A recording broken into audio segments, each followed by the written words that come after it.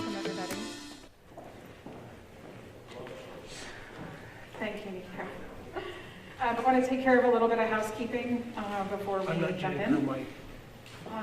For anyone who's present here tonight, and if you require Spanish interpretation, we do have somebody here. If you would just make your way out to the front table. There he's raising his hand. We can get folks all set up with what they need. For those of you who are not familiar with the space, the restrooms are out this door all the way down to the end of the hall to the right. So I'm just inviting you all to take care of yourselves, although we will have a break. We are scheduled to go until 8 o'clock. So we will end at or before 8, depending on how things roll for us. I'll offer a little bit more about where we're headed tonight, but first I'd like to do roll call, right? So we'll have the City of Modesto do roll call in just a second.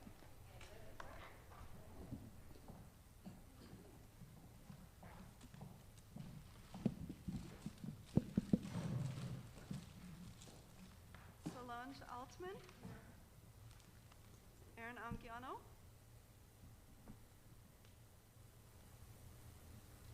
Leah Ashford. Actually, Leslie, can we wait just 1 second? We have some people who are joining us tonight via Zoom, work group members. So I want to stop with and see if he was going to join us via. Scotty, can you confirm Aaron Anguiano's on virtually?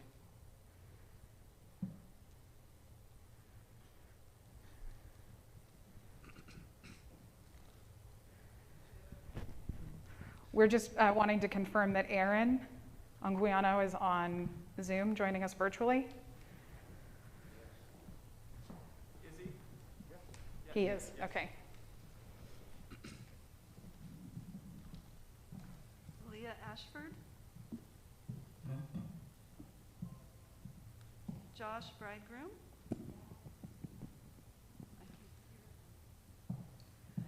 Wendy Bird. Present. Trish Christensen. Present. Darius Crosby. Present. Sheriff Dirksey. Birgit Flattiger. Teresa Gamboa. Teresa's on Zoom. Here. Hey, Teresa. Adriana Garcia. Jonathan Grammatico. Here. Austin Grant. Here. Hi, Austin. Brad Hahn. Here. Thomas Helm. Ruben. Here. Oh, good. Ruben Imperial. He's here, okay. Jennifer Jennison. Present. Will Kelly. Here. Marian Martino. Here. Matthew Mason. Here. Linda Mayo. Here. Perfecto Munoz. Here. Alvaro Ramirez. Nico Solorio. Here. Sergeant Starr. Present. Lieutenant Tate. Tim Zierli. Here. Okay. And Tim Zierli.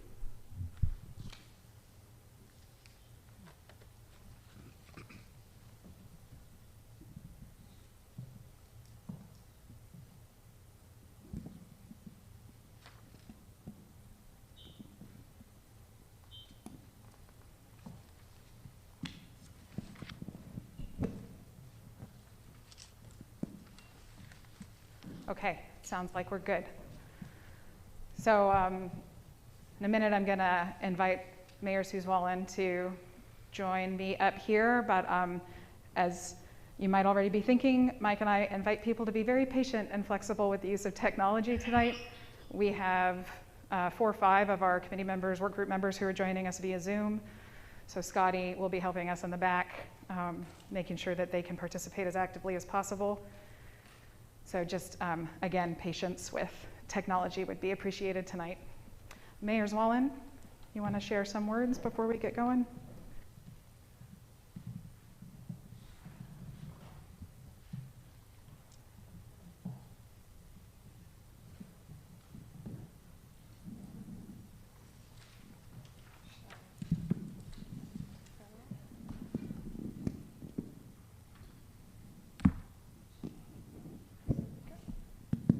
Looks like it's on. Thank you very much for having me here this evening.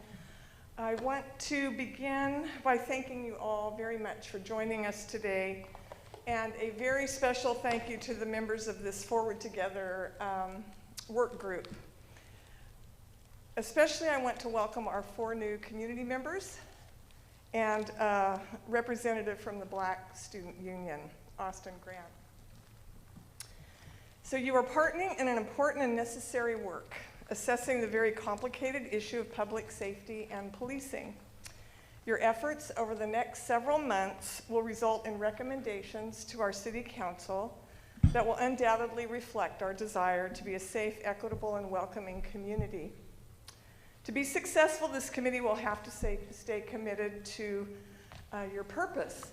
And the purpose statement is to develop constructive and actionable recommendations that go beyond addressing individual events and instead provide system-wide direction that will have positive and long-lasting effects on public safety in Modesto. To listen without judgment to your neighbors and community feedback. To be curious and earnest as you learn more about current policing policies and practices. And I know that they are lengthy and a lot of homework was required. I've reviewed them myself and had the links and found them very helpful. And I hope that you're getting all the information that you need, and please don't ever hesitate to ask for that information. And also to be open and thoughtful and focused on the end goal as you explore potential recommendations about the many ways the city could move forward. And that we will always remember to stay focused on system-wide recommendations, and that you will be making a positive and long-lasting difference in our community that we love. Thank you again so much for your efforts and for your commitment to this process. I know many of you have already had long days and maybe nights, and here you are, willing to give. I will be watching from home, but I wish you well, and I know that everyone will put their best effort forward. And once again, from the bottom of my heart, I say thank you for your efforts. I really appreciate each one of you. Thanks. Thanks, Mayor. We're going to hear a couple remarks from Kahlua too, and I feel like I just want to be clear that we actually asked the mayor to go home, so she's not leaving because she doesn't want to be here. We just have asked the council to view from the comfort of their homes. So good evening, everybody. My name is Kahlua Barnes. I'm one of the deputies at the City of Modesto and working on this project. And what we wanted to kind of do is aim you at the target. And I think the challenge that the mayor spoke about in terms of focusing on recommendations and not solutions, which is the house needs painting, but you're not picking the paint. So, and the context for kind of part of my role in this project is I've done something like this before. I understand at least 1 or 2 of you have also been on initiatives like this. But I was in Sonoma County following the death of a 13-year-old boy by a sheriff's deputy. 16 months into a project, 21 members, 3 focus areas, very similar to what we have here. The temptation, I think, is for us to actually focus on kind of in this room when all these policies and procedures and all this information starts coming at you, is to actually process it enough to understand, and then ultimately we hope to have you all in ad hoc so you can actually do the writing. The project in Sonoma County ended up with probably a 100-page report. You'll have to get into the weeds on the recommendations. And so just kind of, it can be done. More than one of us have seen it done and really wanted to kind of get you all set for this first period of learning. So with that, also wanted to invite you all to either reach out to me or Edgar over the course of the project with any questions.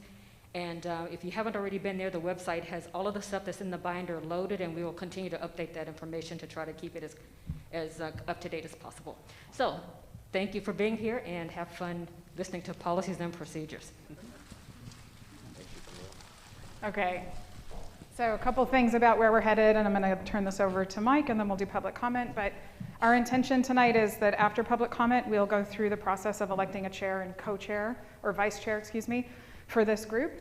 After that, we will begin our education on policies and procedures, and then we'll have some next steps to align on. More specifically, this is our intention for the flow of our meeting. We'll do our best to stick to this, and of course, if public comment doesn't take as much time, then we'll start a little earlier than we thought. We do intend to give you a break and have some important announcements at the end, as well as time for any of you to make announcements. Mike, do you want to do this part? Yeah, we just had some of those technical things. Mm-hmm. So, one of the things that we want to do is we really want to welcome our BSU member that came on board, Austin Grant. He's on Zoom right now. He was the last seat that we were looking to fill. And so as a result of that, we just want to welcome him on.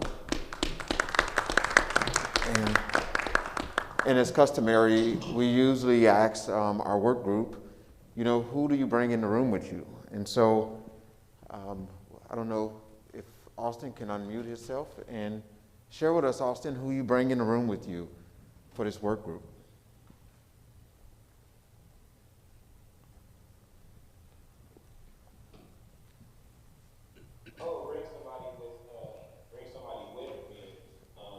Well, is that somebody that would mean you?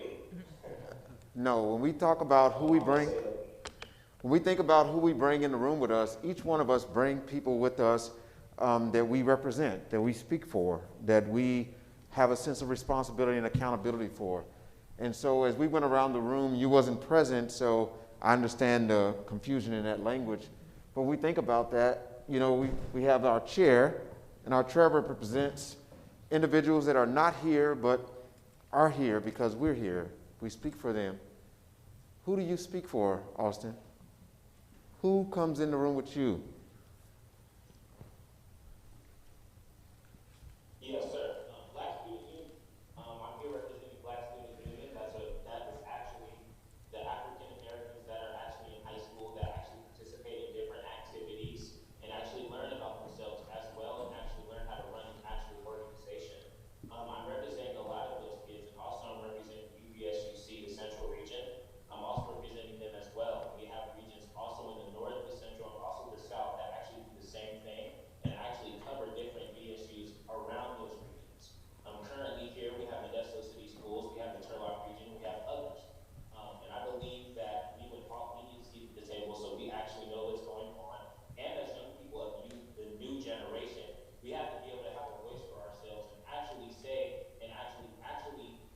the things that are going on in our communities, because we are the new generation, and without us, we cannot move forward. Some of the things that I've learned as a 26-year-old have much changed since the time that I've been in high school, and as well as after. So I believe that I will represent the BSUs here, and I believe that my recommendations will actually be a representation of the people of this community that are the young people. And I actually do want to thank every person that actually allowed for me to be on this board. It's a lot of important people on this board, and I really do appreciate it. So thank you, and that's what I bring to the room. Thank you, Black Student Unions. Thank you, Austin. Thank you. So in order for us to work well together and do our best work together, we developed some group agreements. How many of you know, there was a prize for who could remember them all? Anybody remember them all? All right, so it rolls over. The prize will roll over again. So there's a few things that we really want to remember as our group agreements of how we will do our best work together. We want to call each other in and not out. We want to expect to be in discomfort. Comfort is really overrated. And so for us to do the best work that we're going to do together, we have to be willing to be uncomfortable and expect it. We want to stay at the table, no matter what. When we have those difficult conversations, when we have disagreements, just stay at the table. Don't leave. Keep the end in mind, aligning on the recommendations. That is our goal. That's one of our group agreements and how we'll do our best work together. Keep disagreements productive. So we want to disagree, not just be disagreeable. Respect each other. Stay open to others' perspectives and opinions. Do our work with transparency, openness, and inclusivity. Step up and step back.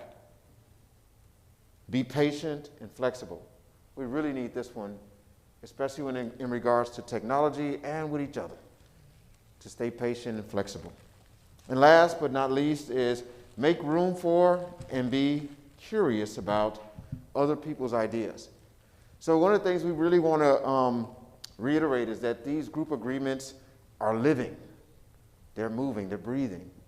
We keep them alive. If we need to add any, then we can always add more group agreements along the way, because we're always looking for the best way for us to do this work together. Okay? Any questions or comments? Everybody in agreement with the group agreements? Good deal. All right.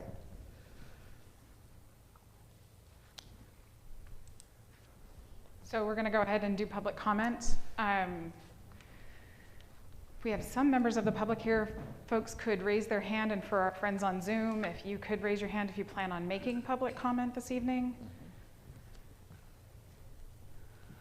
As a reminder, this space is open for anyone who wants to make public comment in regards to items that are on our agenda for the evening and the work of this group. Pass back. All right. So we'll go with Bianca. Okay. Bianca And has public comment. how many other, real quick before Bianca, before you start, how many other people do we have? Okay, so we'll do 3 minutes. And Scotty, are you able to indicate for folks on Zoom? Great, when their time is about to run out. Okay, so public comment. Bianca, can you unmute yourself and share your public comment?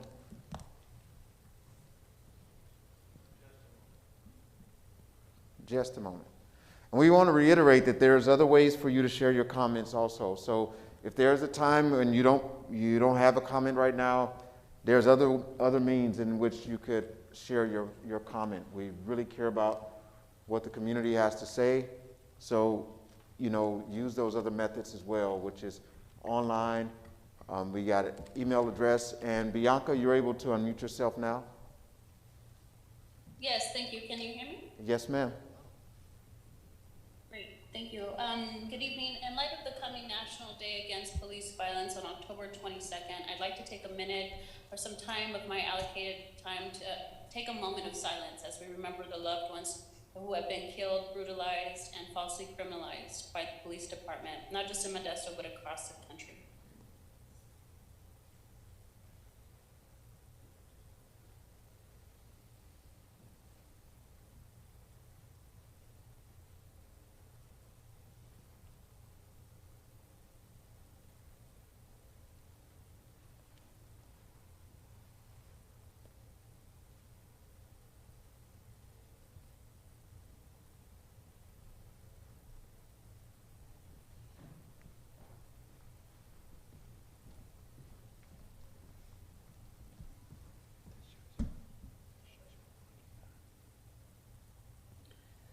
Thank you. Thank you. As you all discussed policies and procedures today, I'd like you to ask yourself, what good is a policy if your practice is not aligned? What good is a value if your policies do not reflect those values? In December 29, 2020, the police department entered the home of Trevor Seaver's family without consent. Is this policy, or is this just a practice that goes unpunished and praised? When Mr. Nunez was beat down because he refused to be arrested without understanding first why he was being arrested due to language barrier, the chief was quoted later saying that it did not look good for the police department. So if it doesn't look good, where is the policy to prevent this type of abuse? I'd like to hear from the chief of what policies are most offended, not followed by officers, and what course of action and discipline do officers normally face? I look forward to the accountability workshop to better understand this, but the community would like to see data about police complaints and violations of policies. The police can no longer police themselves. We need a civilian review board and an independent auditor to have a better relationship with the department and for better transparency. We can't have the perpetrators, hold each other accountable anymore. I'm here to also advocate for this type of accountability. Thank you for your time. Good evening. Thank you. We have Raymond Rodriguez. Can you unmute yourself and share your comment?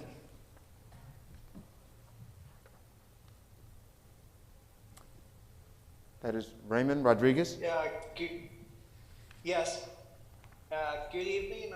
I'm here to talk about the policies and procedure. As Bianca has mentioned before, I am talking for Alonso because on February 10th of this year, he was brutally beaten by one of the Modesto police officers.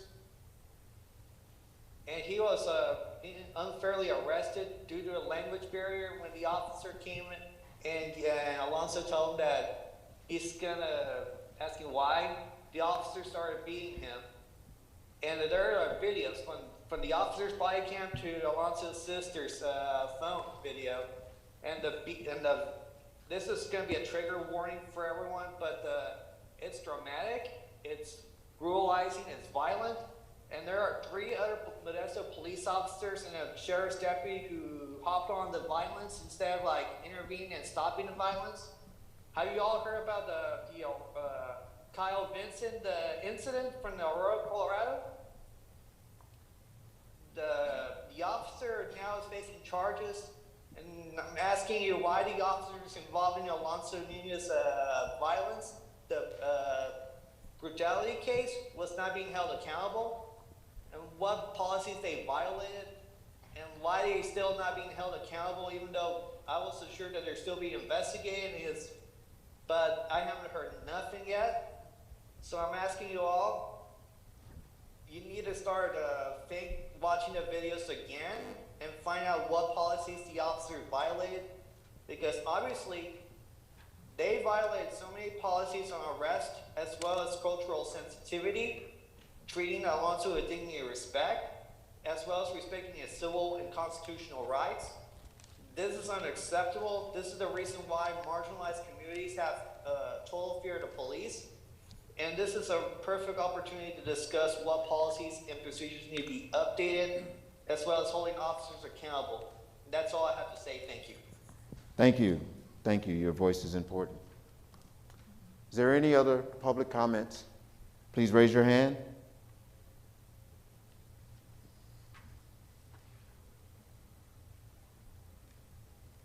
Okay. There's no more public comments.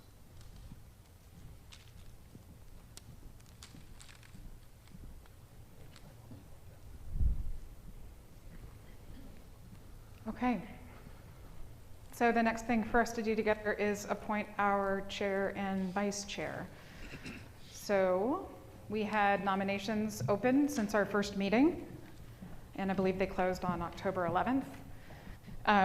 After the city made some follow-up calls, these are the possible candidates. We have Will Kelly, Perfecto Munoz, Brad Hahn for chair, and our solo nomination for vice chair, Solange Altman. What we're going to ask you to do is, right now, our city staff are passing out a ballot. This is a design request by Mike and I. We'd normally hear from folks, which we're going to do in just a second, and then invite someone to make a motion.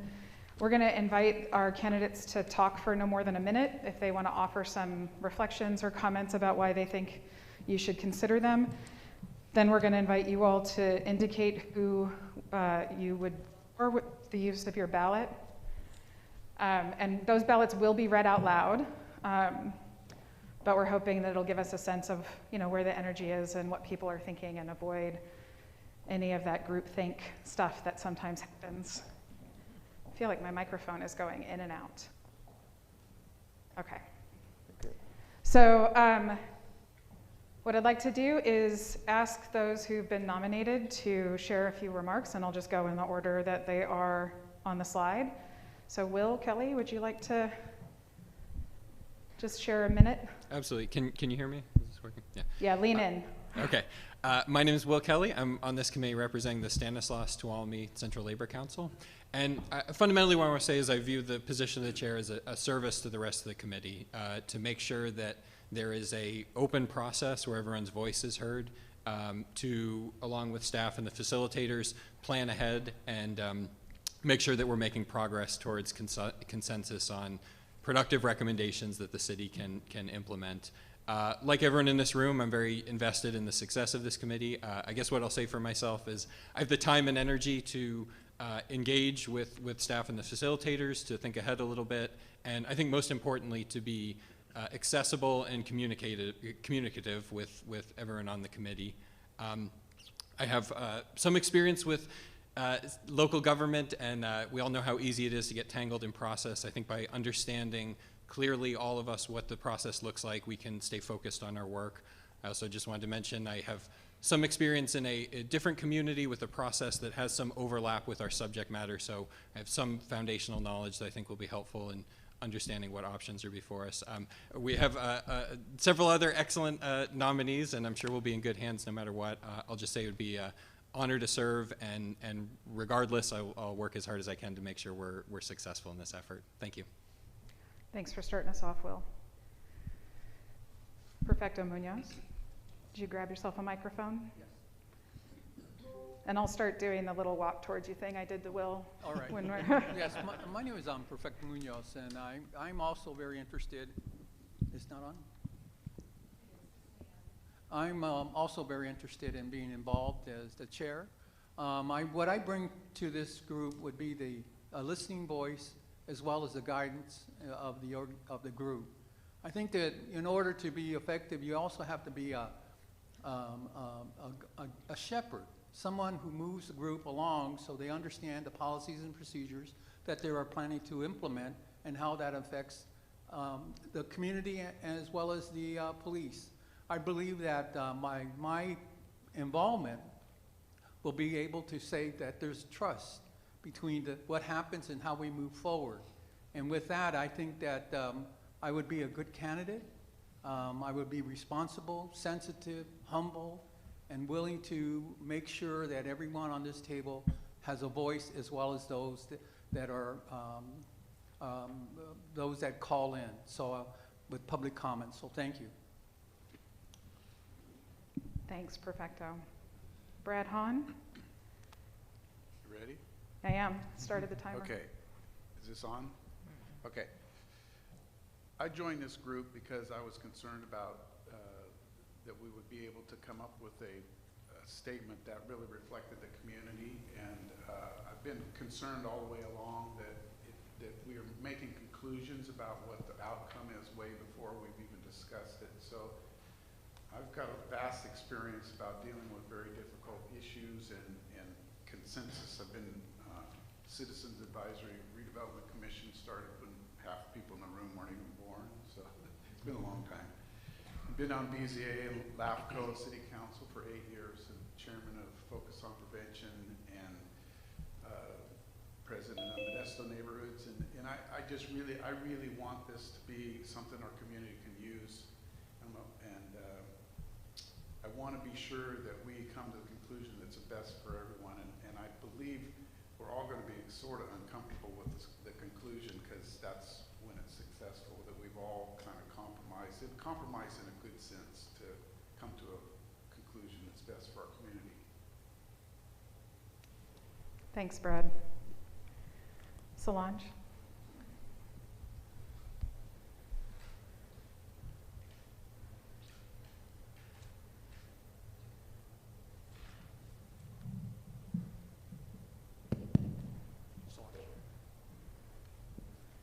Hi.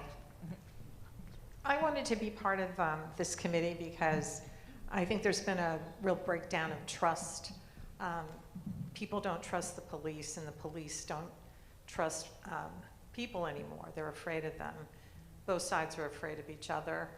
And when this committee was formed, I just felt it was really important for it to do a really thorough report and to look at really what has been happening very closely, and to look at ways that we could improve, look at other communities, see what other models are out there, see if there are other things we can do better than what we've been doing now, so that we can establish that trust, reestablish that trust again.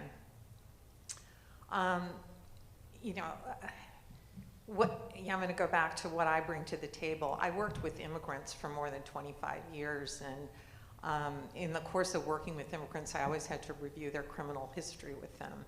So I heard many accounts of treatment, how people were treated by the police, but also I worked with a lot of victims of domestic violence, and also heard accounts of how the police interacted with those domestic violence victims, and how, in most cases, made them feel safe.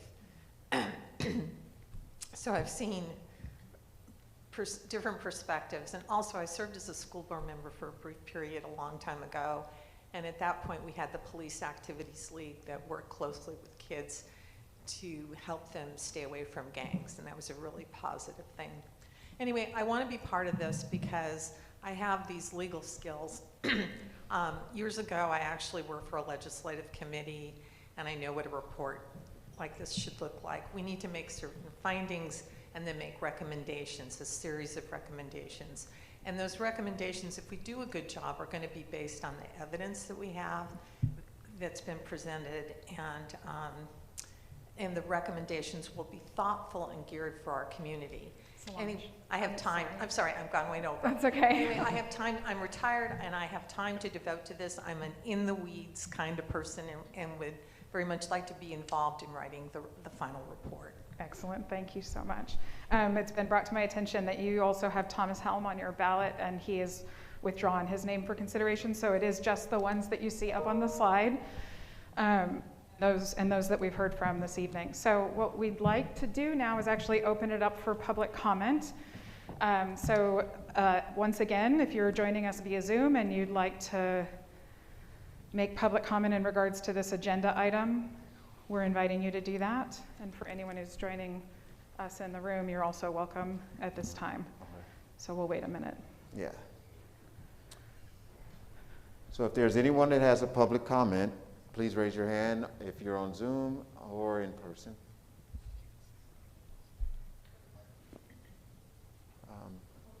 Not yet. All right. Yeah, just public comment. Yeah. All right, last call for public comment. Okay. No public comment. Okay, Wait, we just had one hand. Oh, yes, sir. We have a microphone for you right here. All right. And you'll have 3 minutes. I'm going to raise my hand when you have 30 seconds left. Yeah, good evening, everybody. My name is Andrew. I'm a union rep with United Domestic Workers. We represent people with disabilities, so they could be developmental handicaps, they can be behavioral. I know there's been a lot of issues recently, a lot of concern about police interactions and first responder interactions with people with autism, for example, or people that are non-communicative, right, where they can't follow orders, they can't necessarily speak.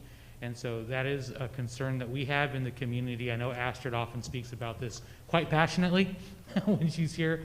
This is a concern that we have, just because there have been more and more incidents where people with disabilities, with mental health crises, with their interactions with law enforcement. So I just want to bring that to this group's attention, that other issues often get in the news, but this is an ongoing crisis, right, with people with disabilities, and we want to make sure that this is adequately addressed and not forgotten. So thank you. Thank you. Thank you. We have one public comment virtually from Sandra. If you can unmute yourself and share your comment now.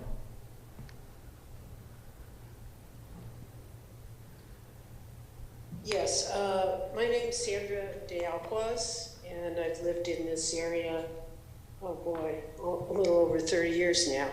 I've been predominantly involved in business, and then now I'm retired. But I've been involved in a lot of volunteer work, and I would like to encourage, in terms of leadership, that you carefully look at someone who is going to be listening. In the work that I've done recently, which has to do with understanding more more about our systemic racism and things we unconsciously carry with us in our culture. One thing I've really been impressed with is the need to listen and stand back in leadership. And so I encourage different kinds of leadership than we necessarily have seen in the past in the work of this committee. Thank you. Thank you. So we have no further public comment. Okay, so then at this time we'd open it up for discussion. If there's anyone in the work group that has comments they'd like to offer before we vote, now would be the time. We had one comment from Dan. You got a comment? Here, I'll bring that over to you. And I think you turn it on right there. There you go. Sorry, I jumped on the public comment too quick, so sorry about that. Thought no one wanted to say anything. I just wanted, this is a fairly important vote for the committee as we move forward. And whoever we choose, specifically for the chair, needs to be someone that doesn't already have their mind made up. I was able to sit on the selection committee for the 4 at-large community members, and I repeatedly saw Mr. Hahn challenge those who were wanting to get a seat on the committee as far as having their mind already made up. Multiple times he challenged them, challenged their thinking, and asked them multiple times if they would be willing to go into this process and have an open mind and listen and learn through the entire process.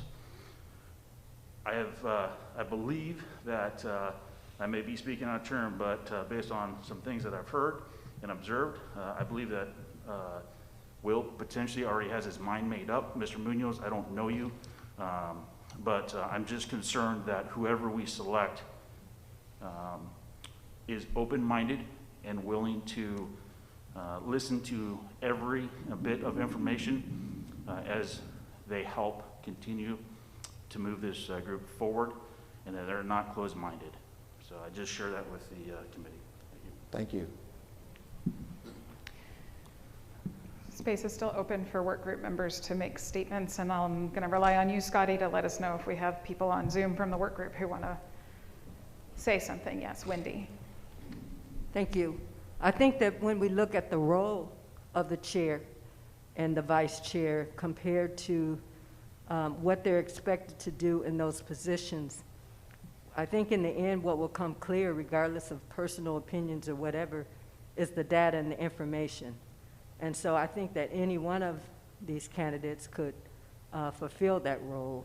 And I think we all come into the room with some type of biases or opinions, but I don't think that that necessarily stops a person from being able to facilitate a discussion or be a chair. Thank you, Wendy. Mr. Crosby, yes. So with my comment, I'm going to go back again to my strings and my guitar and just support. I've had the opportunity to participate in procedural training with police officers, and many of you know that I am a past victim of police brutality, but I position myself to never look at a uniform and hold that against an officer who is willing to do things the way they need to be done. I am going to suggest that whoever is selected, that individual be mindful that in addition to police officers, I told the group that a police officer has to bring 2 items to his job every day. If he brings 1, something's going to happen that we won't like. Those 2 items, police and rescue. If he just brings police, someone's going to get hurt, maimed, or even killed. If he just brings rescue, then he himself may be harmed. My position is that we keep the light on those items when we talk about police their service and community in any community, police and rescue. It is that item where Chief Carroll suggested years ago that we come to the table viewing everybody as potential family. I think anyone to direct any committee or be the head of anything and you do not have a grasp on family, we are a train wreck waiting to happen. So that's not against anyone running. It is something that I'm putting there, that we view that through this whole process. Last thing I'll say, some of you have heard me say this before, and this is out of my belief. I am a pastor here, and this is out of my belief. God created two people, and out of those two people came the 7.8 billion on this planet right now and the 100 billion who have died since those two walked on this planet. Everyone in this room is no less than 70th cousins. I'm just here to say that let's keep the focus on family, because it will keep us in the only thing that's going to remove the cause for hostility between us, and that is relationship. Thank you. Thank you. We have one virtual comment from work group member Austin Grant. Can you unmute yourself and share your comment? Yes, I truly believe whoever does win this position to become chair, and all of the contestants that are trying to be chair, that you build rapport with everyone within this group. I think it's very important to actually understand how each of us think. It's kind of easy for us to kind of get together and, you know, spew a whole bunch of ideas, but we collectively with this community group that we have got to be on the same page. Somebody has to be able to, you know, basically de-escalate some certain situations that may arise with this committee. There could be some very differencing in opinion on certain things, and I think there needs to be somebody that gets tough skin to actually present that as well. And also keeping the group first as well, and keeping individual goals to you guys yourselves as well. I believe that there should be a goal for the group, and as well as multiple goals for the group. So we're not just throwing a slew of ideas out there, and we're actually staying on task and actually getting the community what they want. So as far as that, that's all I would have to say as far as that. Congratulations to everyone that wants to be the chair. I really do appreciate that for this community as well. But as far as speaking for our generation and the young people, I really want somebody that's gonna really push us to be not just here for the committee and just here for a couple hours, but to actually grow as people and actually be something within this community so we can help improve it. And also make sure that we're all keeping our thoughts within our group too. Outside things can actually get in the way of things, so be careful with the media you guys watch and everything, because that could be an influence. So talk to everyone, build rapport. Yes. Thank you. You have a further discussion? I think it would be helpful if you review what the role of the chair and the vice chair is. Yeah? Yes. You bet. So one of the things that we put out in the email that we'd sent to folks about the chair and the vice chair was really about, you know, logistics. So there's, you know, just communications, helping with agendas, coming to meetings with the city with Mike and I every once in a while. We are very much hoping, as many of you have commented, for consensus builders, you know, folks who can do some light facilitation, move us through the agenda, maybe handle the public comment portion of our meetings, but generally just keep us pointed towards our end goal and moving us forward and addressing any challenges that may arise, and certainly working alongside Mike and I very closely. So other than that, I'm sure there's an other duties as assigned portion of this job description, but they haven't revealed themselves yet. Sorry, Mike, go ahead. Is there any further discussion? Anybody have any other thoughts or concerns or comments?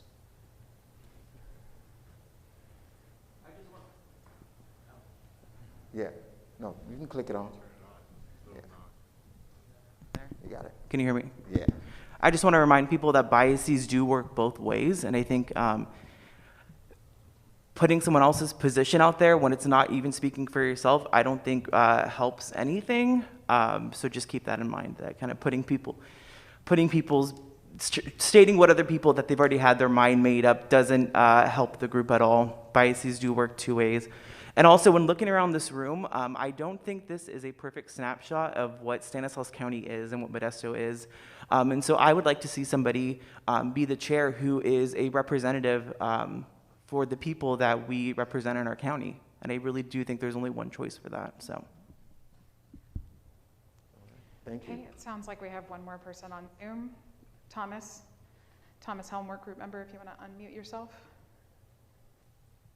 Yeah, thank you. I just wanted to very quickly say that I was very honored to be nominated by two of the committee members at the last meeting, and that the only reason why I decided to step back from that nomination was because of some pretty serious family issues that I'm dealing with at the moment that requires a lot of my time and attention, and I didn't want to go forward with something that I wouldn't be able to put the time in that it deserves. And so I just wanted to not left that unsaid out of respect to those who nominated me, and if there was anybody else that planned on supporting me, maybe there wasn't, but just out of respect for them, I wanted to at least say why I bowed out of the nomination. I really do appreciate it, though.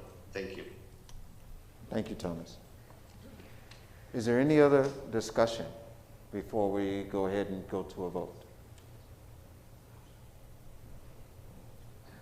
Okay, so you have a paper ballot in front of you. These will be read out loud.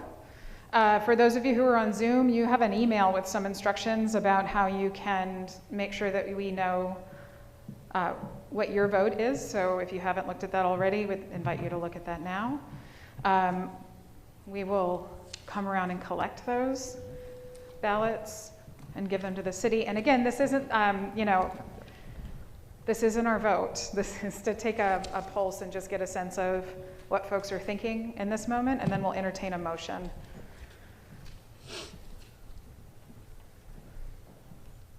Thank you. How's it going, Ruben? Thank you.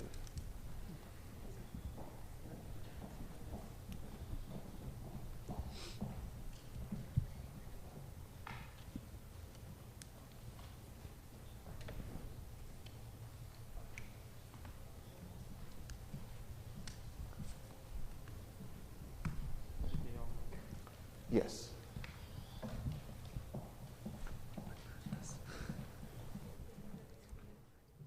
Yeah, I'm gonna invite you guys to just give them a few minutes. It's not an official break, but if you need to stand up or say hello to your neighbor, take a stretch.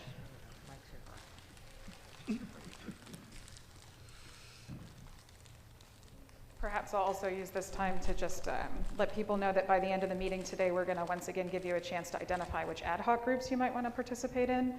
So we'll continue to have large group public meetings, and you will be doing work in ad hoc groups around the three focus areas we have: policies and procedures, alternative response models, and accountability. So before we go tonight, you'll have another opportunity to indicate which one or three you feel like you wanna spend more time on.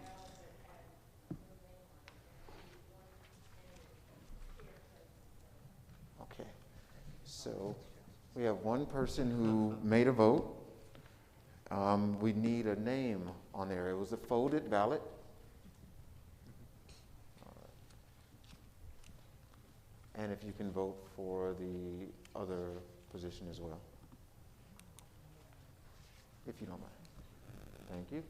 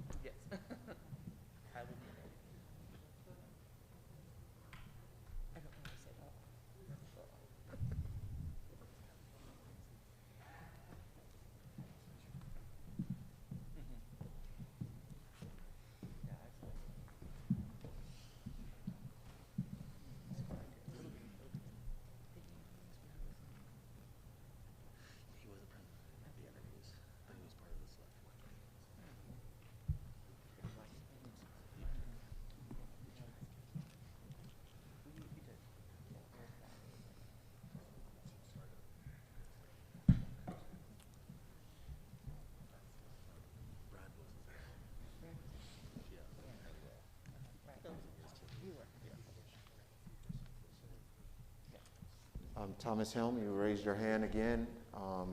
Is there an additional comment that you have or a question? Yeah, I just wanted to clarify for those of us on Zoom. I did get an email saying that we'd be voting by email. I know this is just the poll and not the vote, I think I heard. But I responded to the email that I got just to replicate my sharing my opinion, and I didn't know if the other members on Zoom knew quite what to do at this moment. Okay, appreciate that. Thanks, Thomas. Yeah, we made an announcement that folks, those of you joining on Zoom should have an email, but I appreciate you reminding people, and you can just reply to that email with your votes.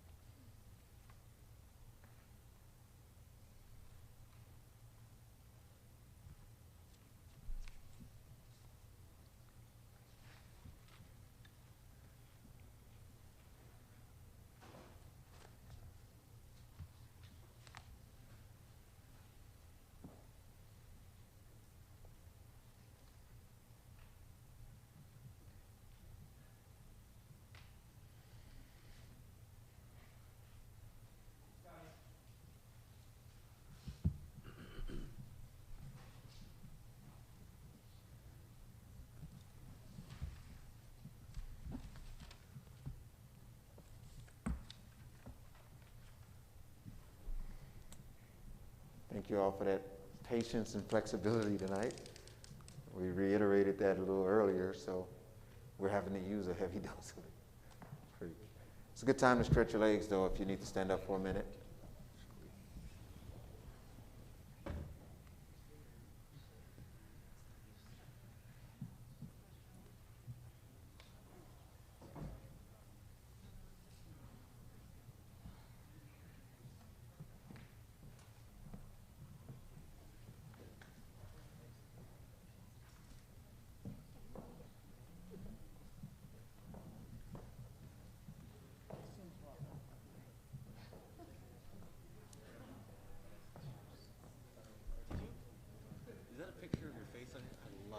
So I'll take a few minutes to read what the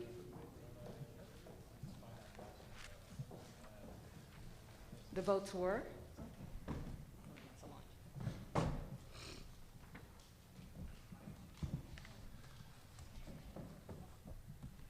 Okay, I'm going to read all the way down the list, and I'll tell you who the chair and vice chair select. Well, we know the vice chair. There's only one person. Austin Grant, there was a vote for Will Kelly. Wendy Bird, Will Kelly. Trish Christensen, vote for Brad Hahn. Brad Hahn, vote for Brad Hahn. Darius Crosby, vote for Brad Hahn. Jennifer Jensen, vote for Perfecto. Ruben Imperial, vote for Perfecto Munoz. Jonathan Grammatico, vote for Perfecto Munoz. Will Kelly, vote for Will Kelly. Perfecto, vote for Perfecto. Matthew Mason, a vote for Will Kelly. Marion Martin, vote for Martino, sorry, vote for Will Kelly. Linda Mayo, vote for Will Kelly. Nico Solorio, vote for Will Kelly. Daniel Starr, vote for Brad Hahn. Solange Altman, vote for Will Kelly. Thomas Helm, vote for Will Kelly. Teresa Gamboa, vote for Brad Hahn. Aaron Aguiano, vote for Will Kelly, and Aaron Tate, vote for Brad Hahn. I'm sure you guys didn't keep track of that, so the nominee with the most votes for the chair is Will Kelly with 10, Brad Hahn with 6, and Perfecto Munoz with 4. So there you have it. We need a motion for the vote. Yep, we will entertain a motion with that data in mind.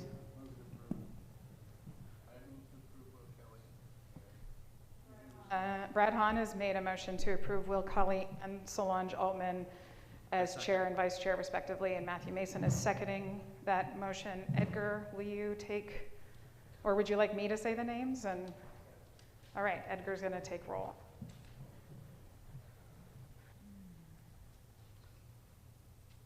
And I'm going to reiterate the motion while so the motion by Brad is to accept Will Kelly as chairperson and Solange Altman as vice chair, with a second by Matthew Mason. All right, this will be a vote by roll call. Solange Altman, how do you vote? Aye. Aaron Anguiano? Aaron Anguiano on virtually. You can unmute yourself, Aaron.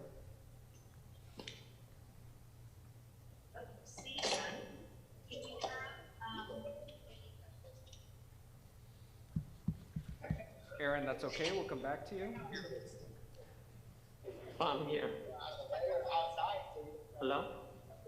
So Aaron, No.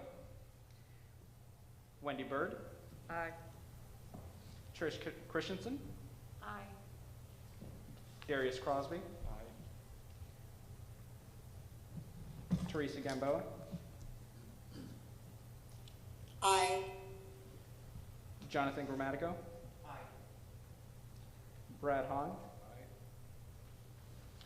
Jennifer Jennison? Aye. Tom Helm? Aye. Ruben Imperial? Aye. Will Kelly? Aye. Marianne Martino? Aye. Matthew Mason? Aye. Linda Mayo? Aye. Perfecta Munoz? Aye. Nico Solorio? Aye.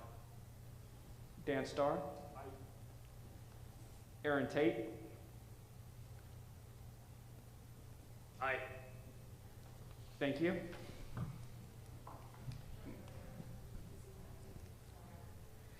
Aaron Anguiano's not here. Okay. Well, with that, the motion passes. Congratulations, Will and Solange. You likely don't even know what you've gotten yourselves into. So, just a moment of levity. So here's what we'd like to do. We still have quite a bit of meeting left with our representatives from Modesto Police Department, who are going to be going over policies and procedures with folks. So we'd like to invite you to take a 10-minute break, just to really stretch and use the restrooms, and anything else you need to do. We'll come back at 6:40, Mike. 6:40, yes. And it's so important for you to take this break, because once we come back, we're going to hit the ground rolling, and this policies and procedures is going to be a Tuesday. It's a thrilling exercise. Yes, okay. it is. 6:40, we're back here. 6:40.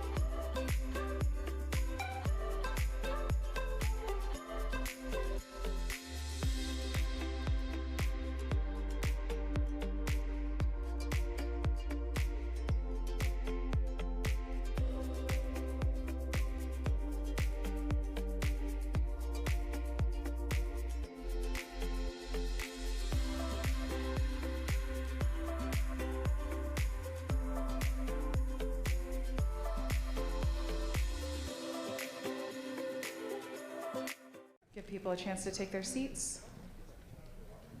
All right, we're going to get started. That was a good break.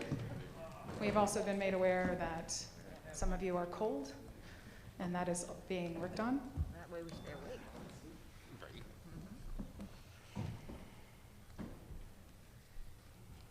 Okay, I think we're good to go.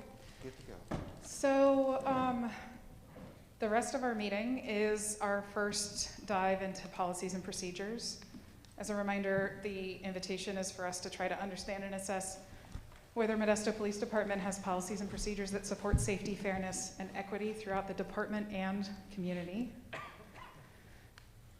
You all have probably noticed from just the sheer amount of material that's been made available to you on the Forward Together website, to you and to the public, that there's quite a bit of information for us to cover.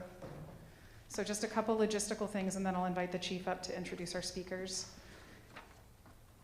Mike and I are committed to collecting as much feedback as we can from the work group and from the committee. So in each of this session and the following 2 sessions, we'll be asking the work group to be tracking on the Post-it notes that have been made available to you, both what you're hearing and what questions you have.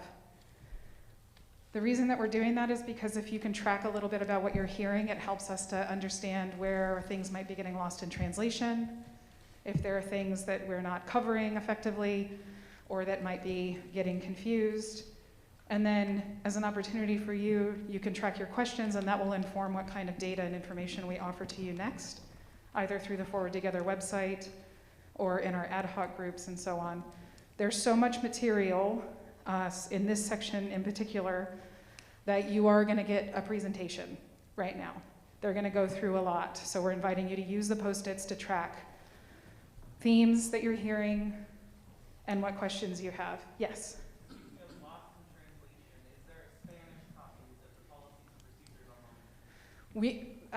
So Chief, I'm going to ask you to speak to that, or the City of Modesto, about there being Spanish copies of the policies and procedures online.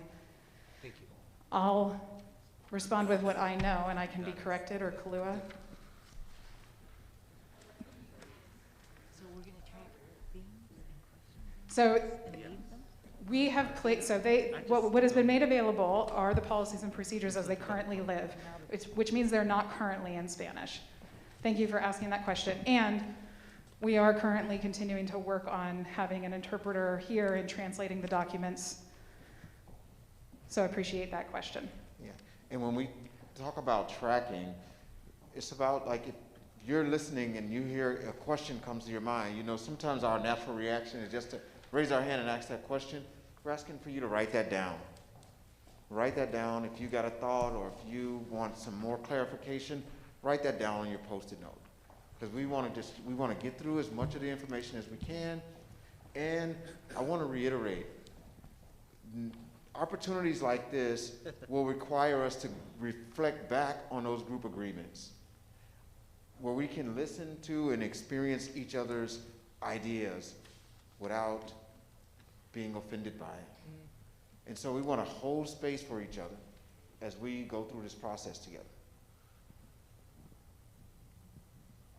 Okay, and Austin, I see your hand up. I'm going to come to you in 1 second. So I just want to let you guys know that after we're done with the presentation tonight, we are going to invite the work group members to come and place your Post-it notes on these boards so that we can take them with us as data, and we can work on answering those questions and tracking what you're hearing. And at this meeting and our 2 next meetings, for anyone who's present in person as a member of the community or the public, there will also always be, and there is tonight, Post-it notes available and sheets of paper for you to be tracking the questions that you have that are coming to you, and also what you're hearing.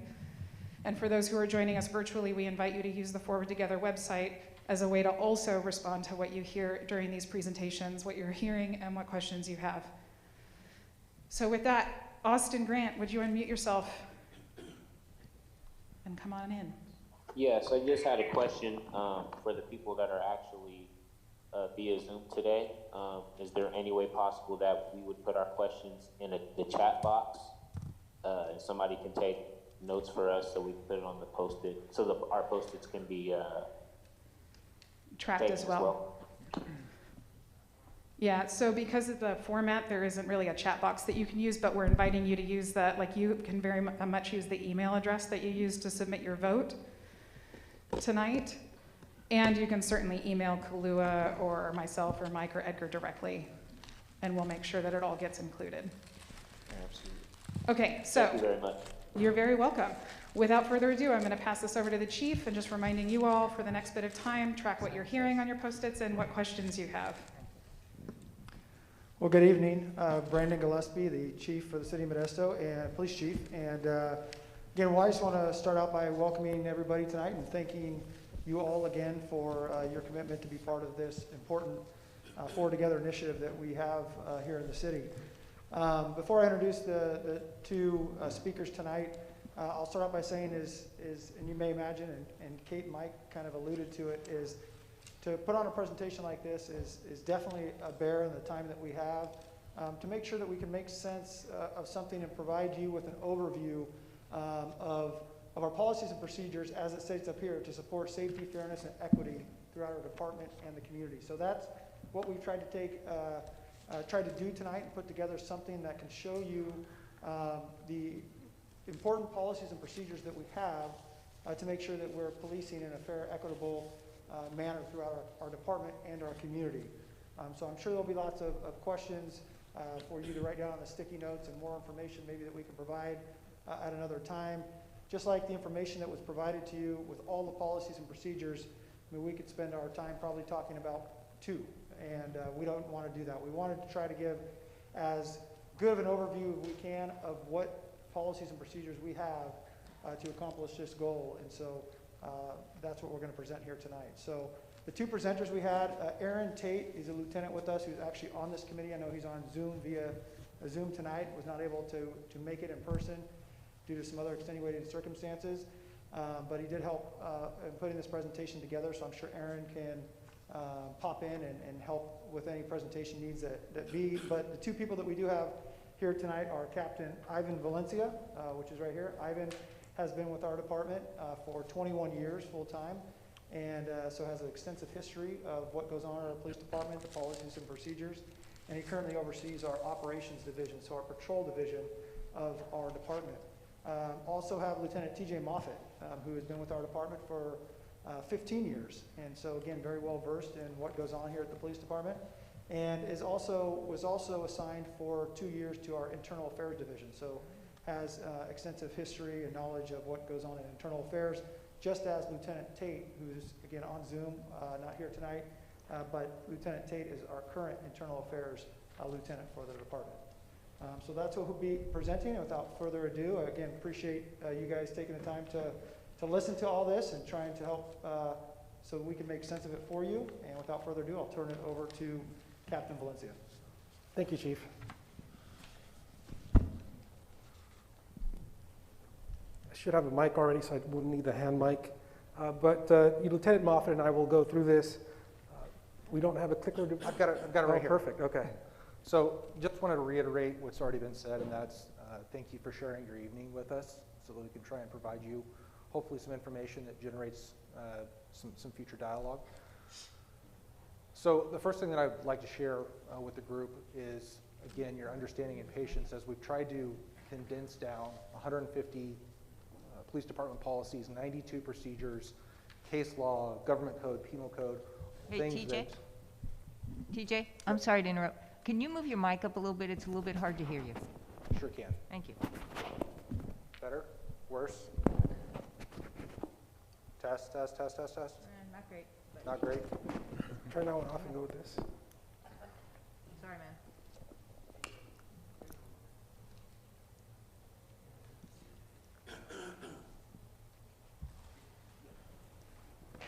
All right. Thank you. Loud. All right, now I feel I'm on American Idol right now. So to reiterate, we're trying to take all of this information which has been provided to you guys and distill that in a way that provides value here tonight. So we've tried to pick some of the information we feel is pertinent, but our goals really for tonight are to find that relevant material and share it with you that generates future dialogue and questions, having you utilize your Post-it notes, and really be a catalyst for future discussion and inquiry in your breakout groups. Just a little bit, TJ, if you could move back away from the mic, I think you get some feedback. It should be good there. Better now? Perfect. I'm just trying not to block everybody here. So this is a selection of material that we're going to share with you tonight and touch base on, ranging from use of force, pursuits, conduct, into mental health and crisis intervention. We're going to jump around a little bit. It's not going to be in this order, but we've tried to structure it in a way that hopefully flows and makes sense as we move through it. What I'm really hoping to convey, what we're hoping to convey through this presentation is that the way the Modesto Police Department does business is not simply based upon its own internal decisions that this is how we're going to be a police agency. There's actually a strong nexus between Modesto Police Department policy through state mandates and law, and then also federal law as well. And you'll see that those three are very intertwined and influence the way that we perform or provide police services. Another housekeeping thing that I want to touch on early on in this presentation is talking about the audits that are done annually on behalf of the Chief's Office. So every year the Internal Affairs Unit is assigned by the Chief of Police to do a number of audits and produce reports that have to do with use of force, Biospace Policing, pursuits, and our internal affairs investigations. This is data that we use to identify any trends that we, or alarming things that might require further inquiry. Part of what I wanted to provide, or we wanted to provide for you tonight, is not just our policies and procedures, but I know there's a strong desire to see the data that's associated with validating that we're doing things the right way, or if there are things that we need to look into further. So as we proceed through this into the sections, we'll be sharing some data with you as well. Something else, because it may have already been brought up, cops are notorious for using acronyms and all these special sayings and words that we have. POST is something that you're going to hear probably once or twice through this presentation. POST is the Commission on Peace Officer Standards and Training. It's enacted by the state legislature back in 1959. It sets minimum standards for law enforcement certification in the state of California, and they award various credentials based upon your level of experience and training. So if you hear us referring to POST throughout the presentation, that's what we're going to be talking about.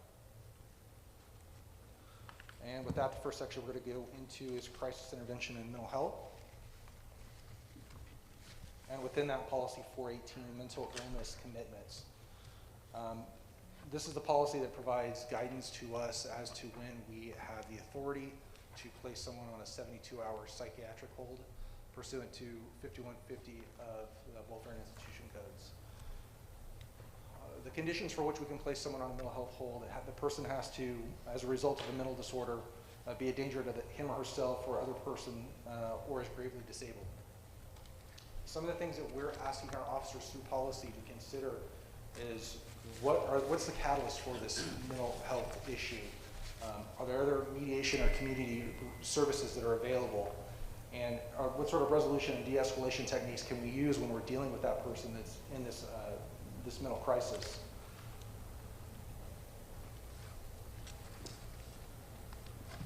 Something I wanted to highlight here within policy 418 is that officers should consider a 5150 commitment over arrest when mental health issues appear to be a mitigating factor for people who are suspected of committing minor crimes or creating other public safety issues. And I think it's worth noting that the intent here is that if we have those kind of base level quality of life crimes that people that are experiencing mental illness can be associated with, if the path to getting a resolution that is positive and long term is that we need to divert them towards mental health resources rather than simply affecting an arrest, that is ultimately our goal and captured in this policy. Going into policy 470, crisis intervention incidents. This provides us additional guidelines for interacting with those who may be experiencing a mental health or emotional crisis. And so something else that you'll see throughout this presentation is, I don't think it's helpful if we use the same word if we don't mean the same thing. So I'm going to try and define a lot of terms for us so that we're using the same, not only terminology, but understanding the same meaning behind it as used.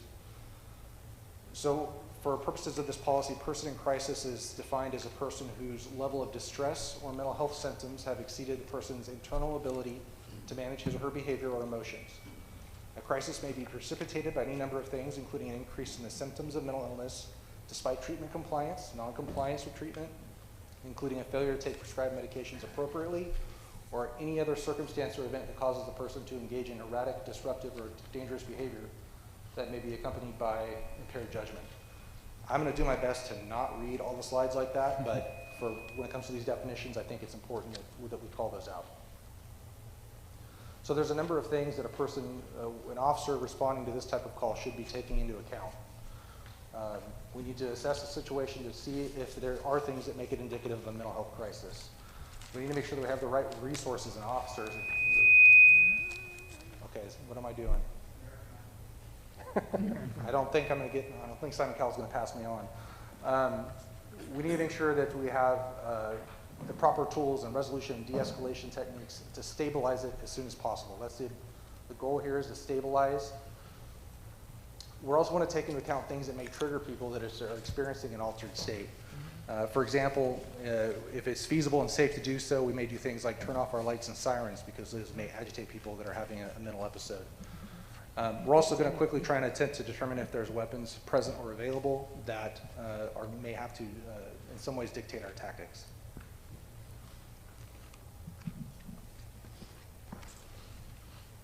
So the first thing that we're trying to do in these type of crisis incidents is stabilize the scene and make it as secure and safe as possible.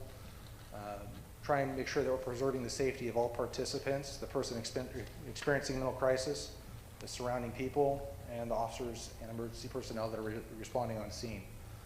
We're really going to be working quickly to try and determine, is there actually a crime? Is this solely a mental health crisis, or is there a criminal component that requires us to effect an arrest?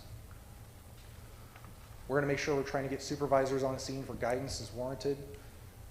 And we're going to try and identify any available information that might assist us in determining cause or motivation. What is the catalyst, again, for this event? When circumstances permit, we're, by policy, asking our officers to consider and employ alternatives to force. We don't want to rush into a situation that makes it worse instead of better. So, is there a crime? Who's at risk right now? And are we adding to the problem or subtracting from it?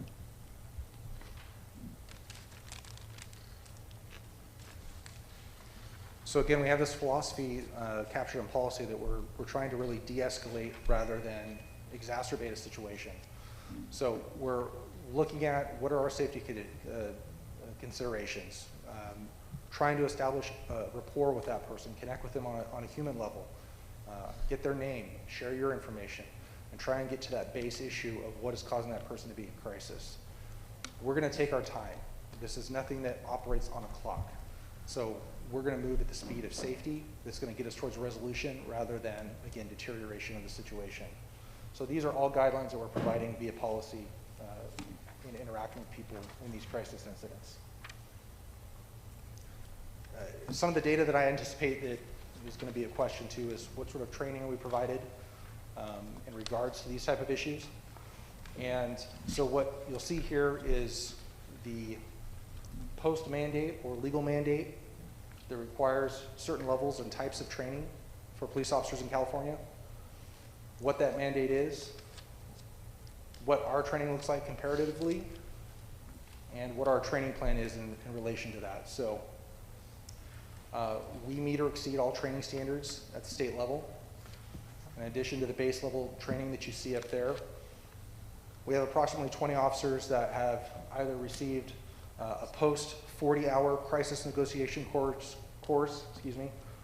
and or a 20-hour advanced course on top of that.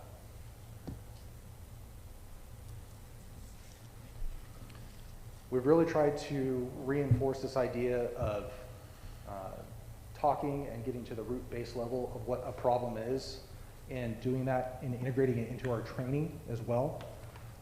So we have training that focuses on de-escalation so that a acceptable or good outcome in a training scenario doesn't just end with someone using force or utilizing their firearm or some sort of force. There are absolutely training scenarios that we employ where the outcome and design is talking to a person, empathizing with their situation, de-escalating it, and resolving it without ever having to use any sort of force. And a big piece of that is just talking with people. It's really training officers that whenever there isn't an immediate risk, start with a base level of talking with them and identifying what the problem is.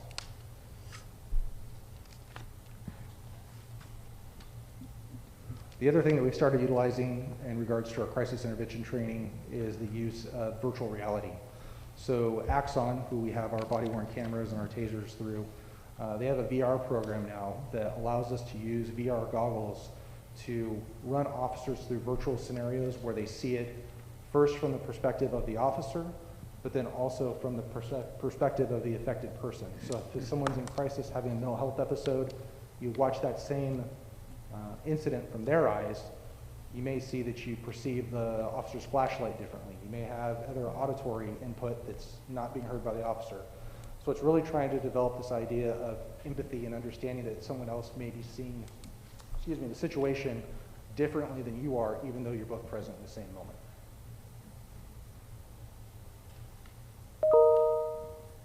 Something else that we're in the process of really developing as an agency is the Modesto Police Department's and the City of Modesto's CHAP program, which is the Community Health and Assistance Team. And really what this is about getting to those alternative response models where we're diverting calls away from police officers into outreach specialists. Currently we have 4 full-time outreach specialists that are working in collaboration with Stanislaus County, social services, nonprofit organizations, and the Modesto Police Department's HART team. And really what it's about is getting the right people to the right calls with the right resources to try and create the right outcomes. And there are times where that doesn't require a police officer to be present. All right, now we're going to go over to policy 402, which is our Biospace Policing policy. And again, sometimes as painful as it is, I do want to go over the definition with you all. And something else I want to highlight when we're talking about these definitions and a lot of these policies is you'll see at the end of it here, there's a penal code listed. And this goes back to that initial graphic of where local policy, state law, and federal law start to intertwine and define how we do police work. And so these definitions aren't ones that we've made in a silo. These are definitions as provided by law. So bias-based policing is defined as an inappropriate reliance on actual or perceived characteristics such as race, ethnicity, national origin, religion, sex, sexual orientation, gender identity or expression, economic status, age, cultural group, disability, or affiliation with any non-criminal group, protected characteristics as the basis for providing differing law enforcement services or enforcement. Policy 402 clearly calls out that it's strictly prohibited and that it's our responsibilities as members of the Modesto Police Department to ensure fair and objective police services are provided to everyone.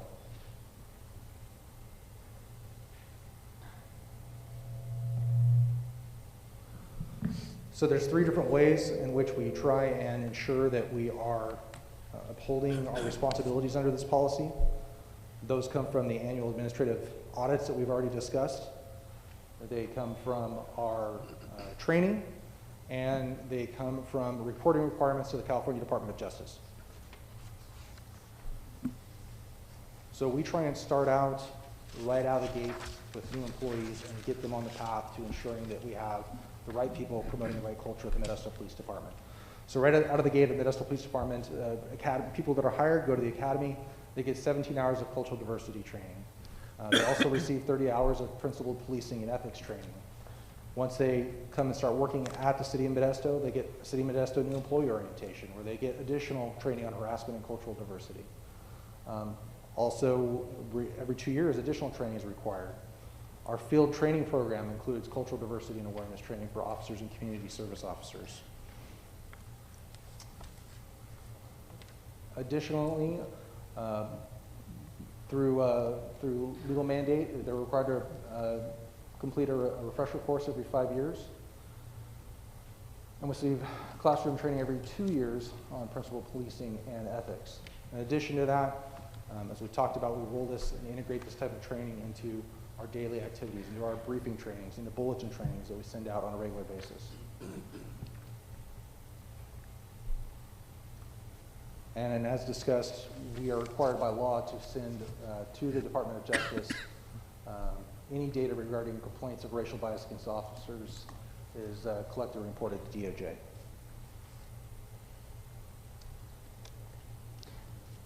Something else that I just wanted to touch on is RIPA, Racial and Identity Profiling Advisory Board.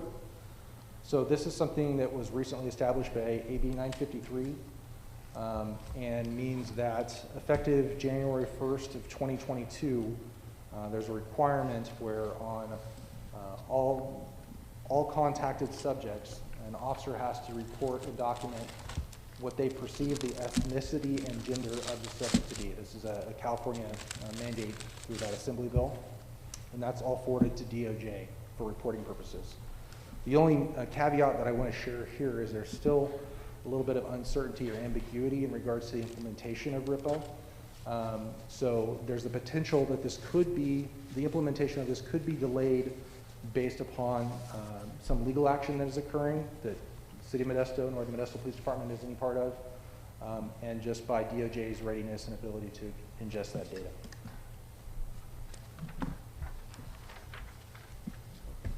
So I want to start getting into some of that data that I told you was coming. So that's what the next few slides are going to be about.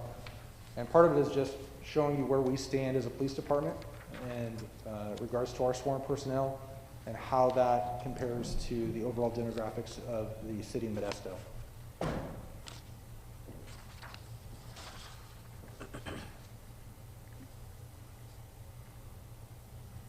Also want to provide some data based upon our arrests. So this is all 2020 data and percentage of adults and juveniles arrested. And that's broken down by race. And this should be in the information that was or is being shared with all of you.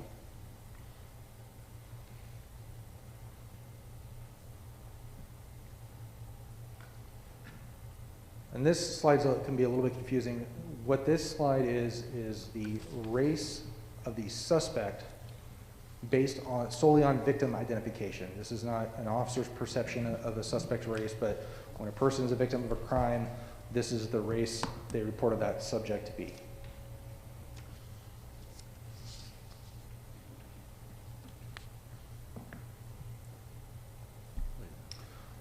All right, now we're going to go to policy 428, immigration violations.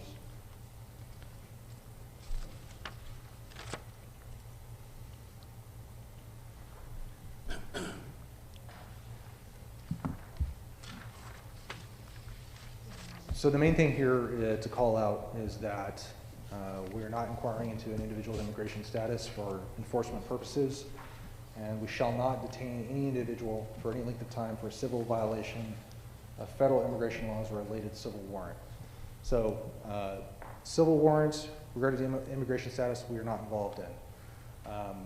The exception to that rule is judicial warrants, where there is a underlying criminal offense or a prior conviction for specified aggravated felonies, things like sexual assaults, things like that, that would warrant further action. And again, that is identified and provided for us by government code, what our actions are on that. The other two things that I wanted to just mention, if there are people in the room that aren't familiar with them, is U visas and T visas.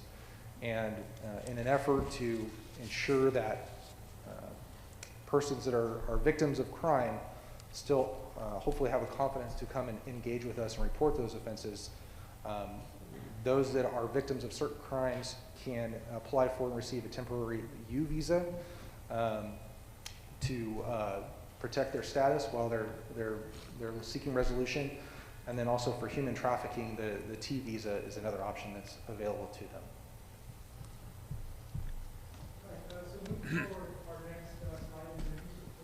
That's the police department. That's policy 300. And once again, I apologize. Like Lieutenant Moffitt said, there's definitions that are posted and they're required by law, so I'm going to have to read those verbatim. So deadly force. Definition for deadly force, according to state law, any use of force that creates a substantial risk of causing death or seriously bodily injury, including but not limited to the discharge of a firearm. What defines force? The application of physical techniques or tactics, chemical agents, or weapons to another person. Serious bodily injury is defined as a serious impairment of physical condition, including but not limited to the following: loss of consciousness, concussion, bone fracture, protracted loss of impairment of function of any bodily member or organ, a wound requiring extensive suturing, and serious disfigurement. And then you'll hear this a lot: totality of circumstances, all the facts known to the officer at the time, including the conduct of the officer and the subject leading up to the use of force. And then under other highlights of the California Penal Code, 835A subsection B, any peace officer who has reasonable cause to believe that the person to be arrested has committed a public offense may use objectively reasonable force to effect that arrest, to prevent escape, or to overcome resistance. 835A, parent E2, a threat of death or serious bodily injury is imminent when, based upon the totality of the circumstances, a reasonable officer in the same situation would believe that a person has the present ability, opportunity, and apparent intent to immediately cause death or serious bodily injury to the peace officer or another person. And 835A4, that the decision by a peace officer to use force shall be evaluated from the perspective of a reasonable officer in the same situation based on the totality of circumstances known to or perceived by that officer at the time, rather than with the benefit of hindsight, and that the totality of circumstances shall account for occasions when officers may be forced to make quick judgment about using force.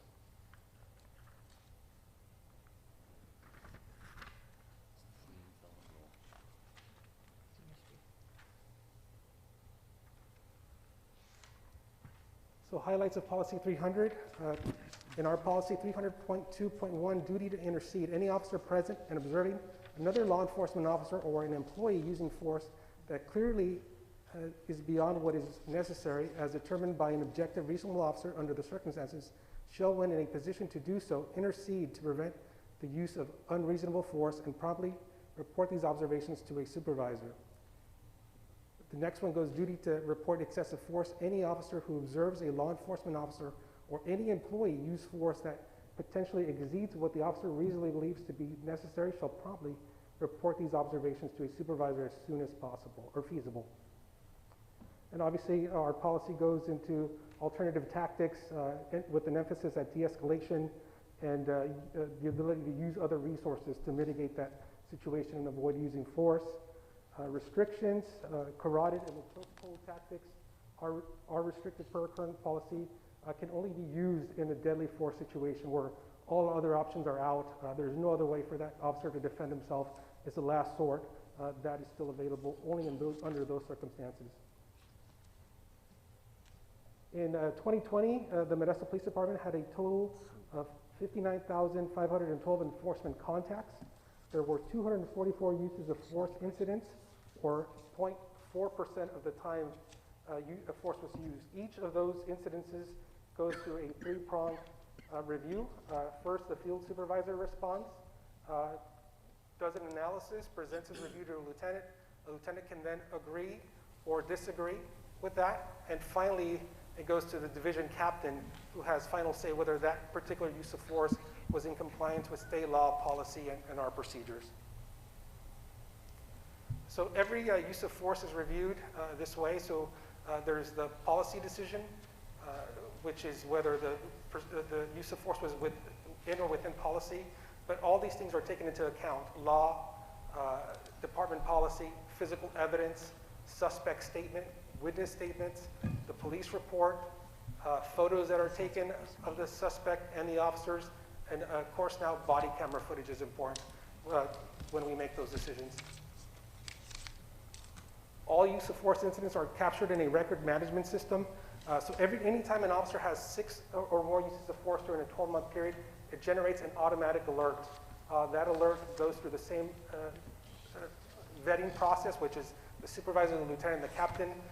And then we're there to identify whether there's training issues, policy violations, race, gender, tactics, de-escalation, or any other concern or pattern of concern that we can identify and we can maybe potentially fix a problem. For example, the biggest common training that we find is when you get a new officer and they're all eager to respond to calls and they go to calls by themselves, and a supervisor identifies that, hey, if you would have waited for a backup officer, chances are the potential would have been reduced for somebody to challenge you and cause that use of force to take effect. So that's a training issue that we identify typically with newer officers that are eager to respond to calls, and we tell them, hey, you have to wait for your backup officer. Number one, for your safety, and number two, it could prevent somebody from challenging you.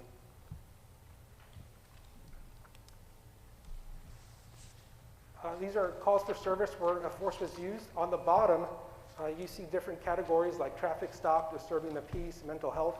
These are the catalysts to what brought the officer to those incidences where force were used. As you can see, traffic stops is the highest. We tend to believe that traffic stops are usually unexpected. It's when we don't have any information regarding as to who we're going to contact and what their reaction is going to be to that law enforcement contact. So usually those are high. Anytime you have on-you activity such as traffic stops, bicycle stops, those are the times when we kind of walk into the unexpected. And so you don't have any backup information or any background information that would reduce that. As you see, when weapon possessions is the lowest, typically we have that information. We know that what we're going into, and we can focus our tactics to mitigate that, de-escalate that, and so that's why we believe that is low. Something else I just wanted to share real quick on this slide is when you see these reporting numbers and you see mental health with tied for the third highest, understand too that this is a broad spectrum of any type of use of force, and would include, if a person is trying self-harm, would include putting them in a restraint device so that they can't harm themselves or try and fight. So even that is captured as a use of force and can influence some of these numbers. So here are breaking the data by gender, and you can see that at least the trend seems to be going up on both, especially females as well, that we're starting to use more force when it comes to females. Race comparison, you got 2018, 2019, and 2020.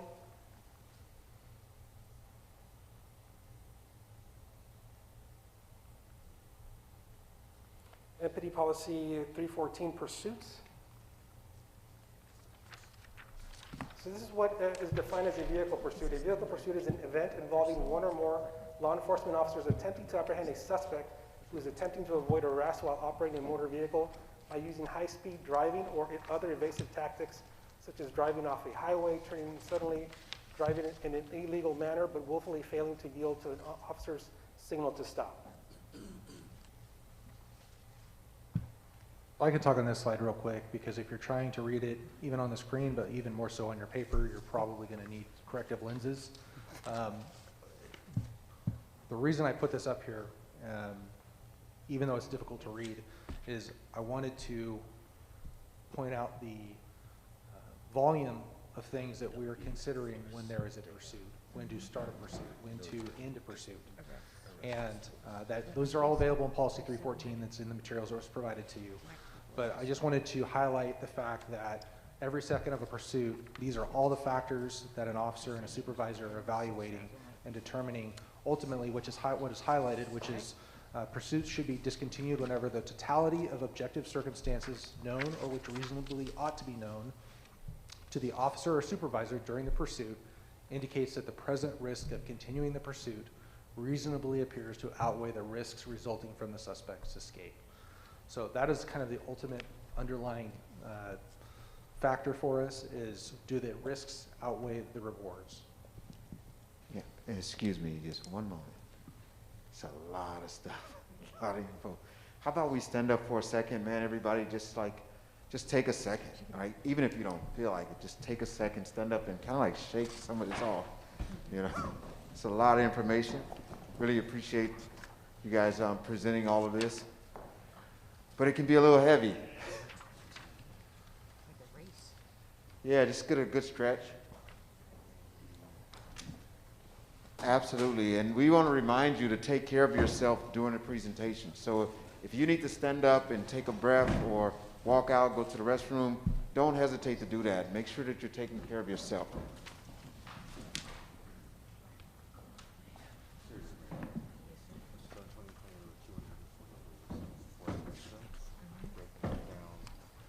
Kate just told me she thought there was a carbon monoxide leak in here, so we had to take a break.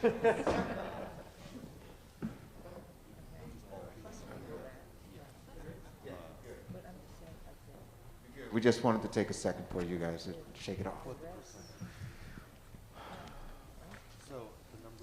So policy 314 also provides guidance on additional tactics and resources designed to mitigate the dangers of a pursuit.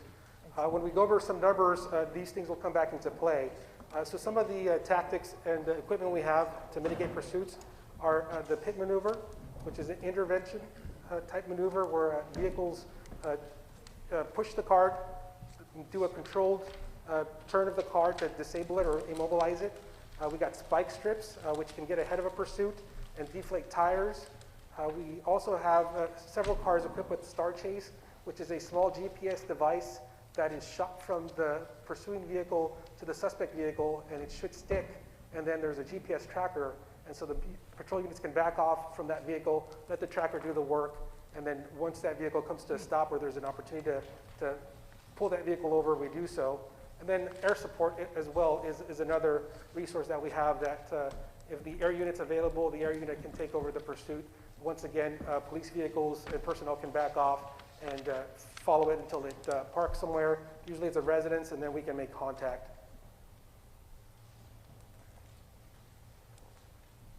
So some pursuits data, in 2018 we had 73, in 2019 63, and then in 2020 we had 71 pursuits. In 2020, about 51% of those pursuits were aborted by officers or supervisors, and then approximately 82% of pursuits were 2 miles or less. Once again, some of the reasons for allowing those pursuits to continue are when we do have those, the ability to put spike strips, air support. When we can safely do so, we allow for those to continue a little bit longer.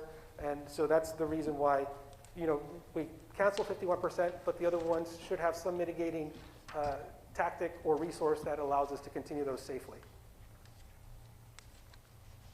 Officer-involved shootings.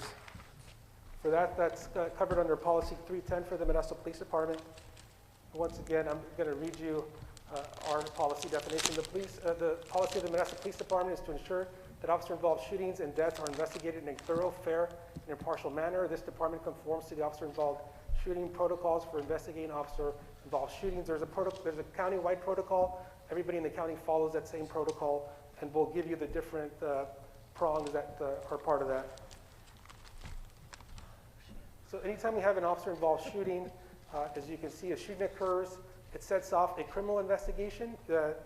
What occurs in this county is wherever that shooting occurred, that jurisdiction is responsible for that criminal investigation. For example, if one of our officers was involved in a shooting in Ceres, the Ceres Police Department would be responsible for the criminal investigation. If it happened within the City of Modesto, the Modesto Police Department assumes that criminal investigation. There is also an administrative investigation that occurs with the Internal Affairs Unit. They conduct their investigation, usually focused on policy and practices. And then the Stanislaus County District Attorney's Office does its own independent investigation of that incident. So these are some important definitions. California Government Code defines a deadly weapon, includes but not limited to any loaded weapon from which a shot readily capable of producing death or serious physical injury may be discharged, or a switchblade knife, a pillium, ballistic knife, metal knuckle knife, dagger, billy, blackjack, plastic knuckles, or metal knuckles. Definition number 2 is important. It's very important, and it'll show what sets off when this occurs. Unarmed citizen includes anyone who is not in possession of a deadly weapon. This new Assembly Bill 1506 requires the Department of Justice to investigate incidents of an officer-involved shooting resulting in the death of an unarmed civilian as defined above. So now we have the same shooting occurring, but now the person shot is unarmed, so now it triggers these different investigations. The Department of Justice now becomes the lead of that investigation, and they follow the the criminal side. We will still send our criminal investigators to kind of parallel, but the Department of Justice has the lead, still an administrative investigation, and the district attorney's office, which ultimately would prosecute this incident, would still conduct their own independent investigation. This is something that we recently incorporated, is a post-incident integration. So MPD has recently adopted a post-integration program. When officers are involved in an officer-involved shooting, we take the details of that shooting and we kind of tailor a re-entry program for them. And that may include some of the skill sets such as driving, defensive tactics, de-escalation, and crisis intervention. And usually it's supported by in the police department, we have our own peer support group. And usually these individuals check up on these officers and make sure that mentally that they're okay, that there's no other lingering effects or triggers that would come about when we reintegrate them back into patrol.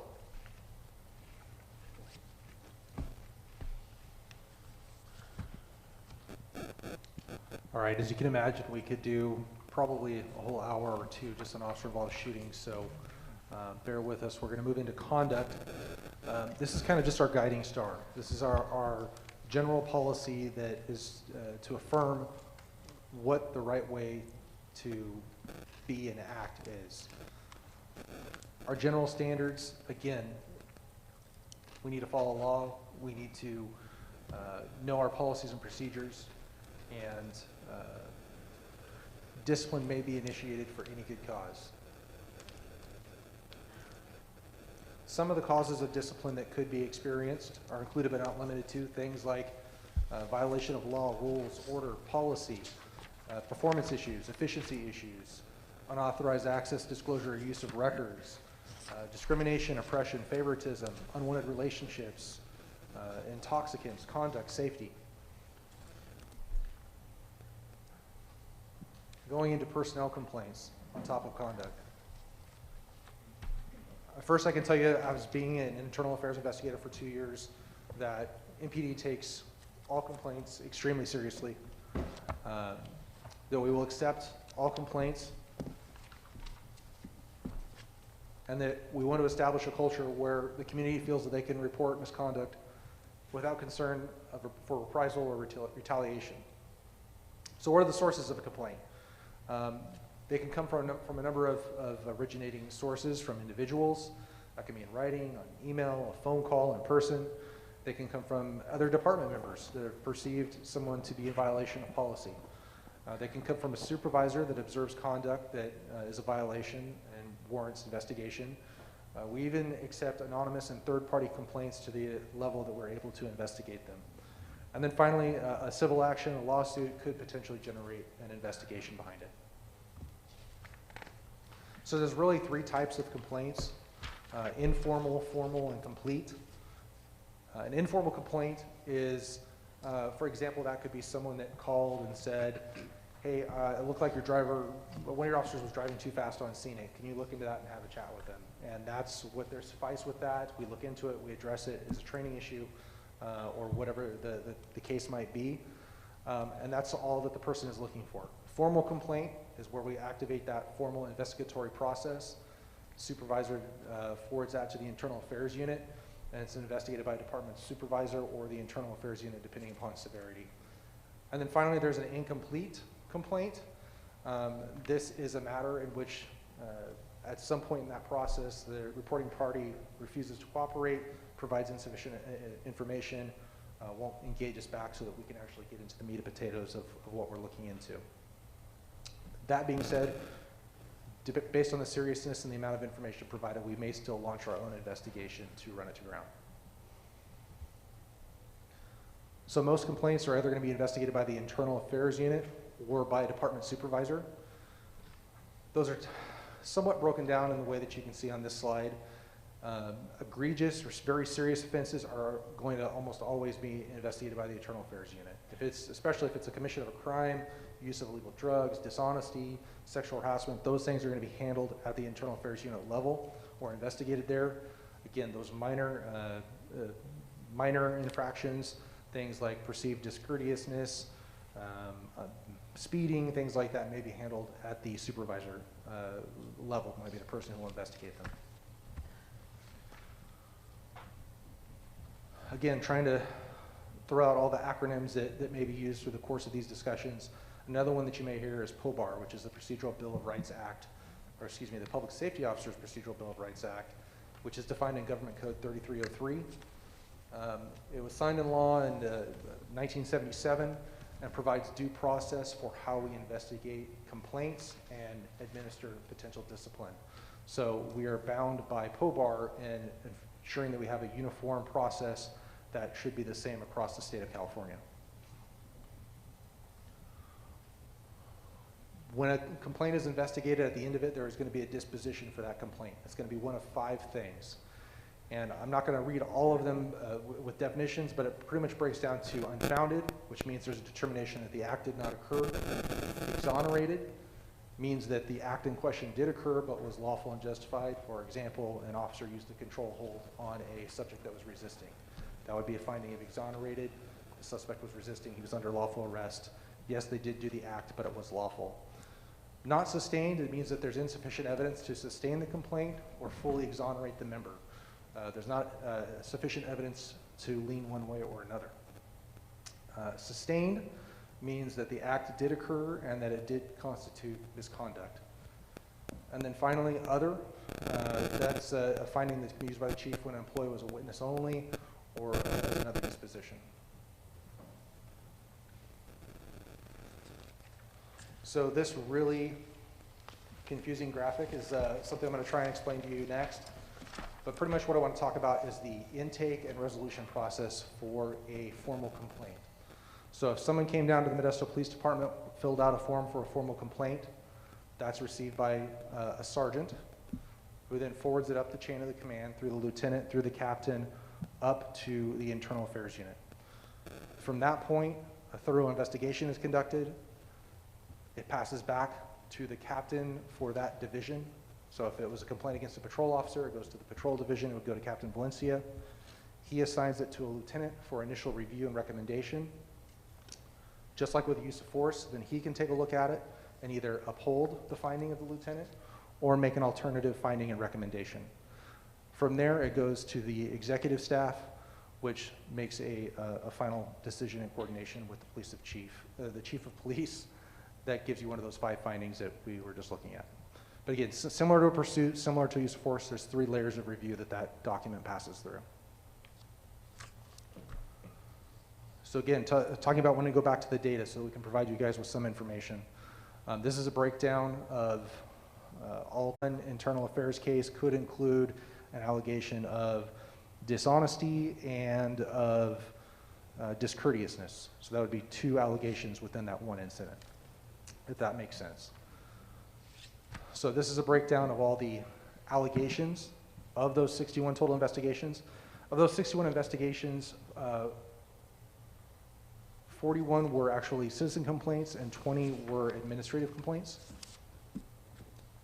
Administrative complaints meaning, those things talking about how the department, a supervisor, a peer can bring forth an allegation.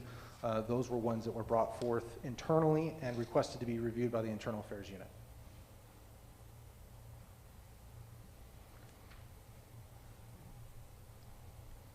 Interestingly, a higher percentage of our administrative allegations were sustained than the citizen allegations. Overall, about 0.07% of all enforcement contacts resulted in a citizen complaint. One of the things that we look at or utilizing commonly in an internal affairs investigation is video and audio recordings. The Modesto Police Department utilizes body-worn cameras. We have since 2012. We're the first in the county, one of the first in the state to utilize body-worn cameras.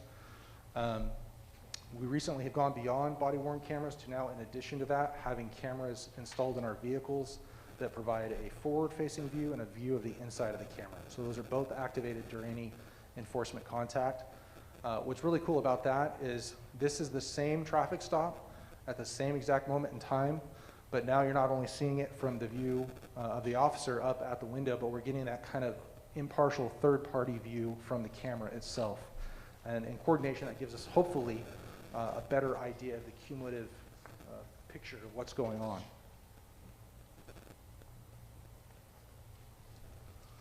So AB 748 amended section 6254 of the California Government Code and requires that videos of critical incidents as defined be released within 45 days.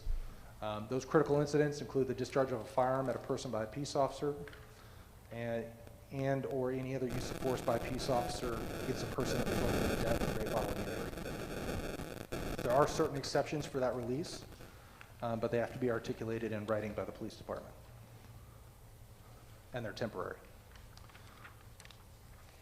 Senate bills, I want to touch on a few of these. I promise you we're close to the end. I can see the light at the end of the tunnel, so bear with me and we'll get through these. Senate Bill 1421 amends sections 832.7 and .8 of the California Penal Code, and it makes certain personnel records and records relating to specific incidents, complaints, and investigations available for public inspection. Well, pretty much what this includes is the discharge of firearms, use of force that resulted in death or great bodily injury, try that again, sustained finding of sexual assault involving a member of the public, or a sustained finding of dishonesty while reporting, investigating, or prosecuting a crime, perjury, false statements, filing false reports, destruction, or falsifying or concealing of evidence. Similarly, Senate Bill 16 also makes certain peace officer records available with a sustained finding, and those include findings of excessive or unreasonable force, unlawful arrest or searches, prejudice or discrimination on the basis of classes, and records also now related to an investigation where an officer resigned before an investigation is completed.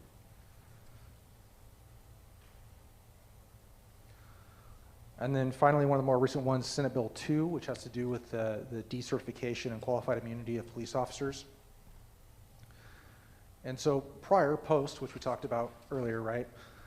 They could only, once the certificate was awarded by post, they could only rescind it if it was obtained fraudulently or was an inaccurate or awarded certificate. Senate Bill 2 provides a process where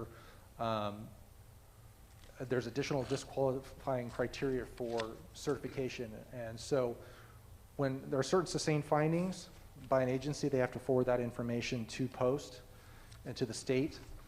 And there's a board there that makes recommendations to post where they potentially can decertify or remove that officer certification so that they can no longer be a peace officer in the state of California. It also revises and removes certain immunity provisions from police officers and public agencies brought against them in civil suits. Any other thing you want to add on that? Importantly, and we briefly touched upon it, Penal Code 832.7 pretty much said that any agency or city could not provide most police records or files. And so 1421 was an amendment to that and allows for some of those records not to be made public. So just if you have that information available and you haven't looked at 832.7, it's an important penal code to look as you do your research and recommend findings. I know that was a lot. I know it was probably like drinking from a fire hose and about just as much fun. So that being said, it's our hope again that this at least provides a catalyst for you to know where you would like to look or dig into things, either in the material that's previously been supplied or moving forward. So with that, we thank you for your time. Okay, thanks to both of you and to Aaron Tate, who started it and was unable to join us tonight, but thanks for your time in putting that together and presenting. Felt like maybe we're in college again.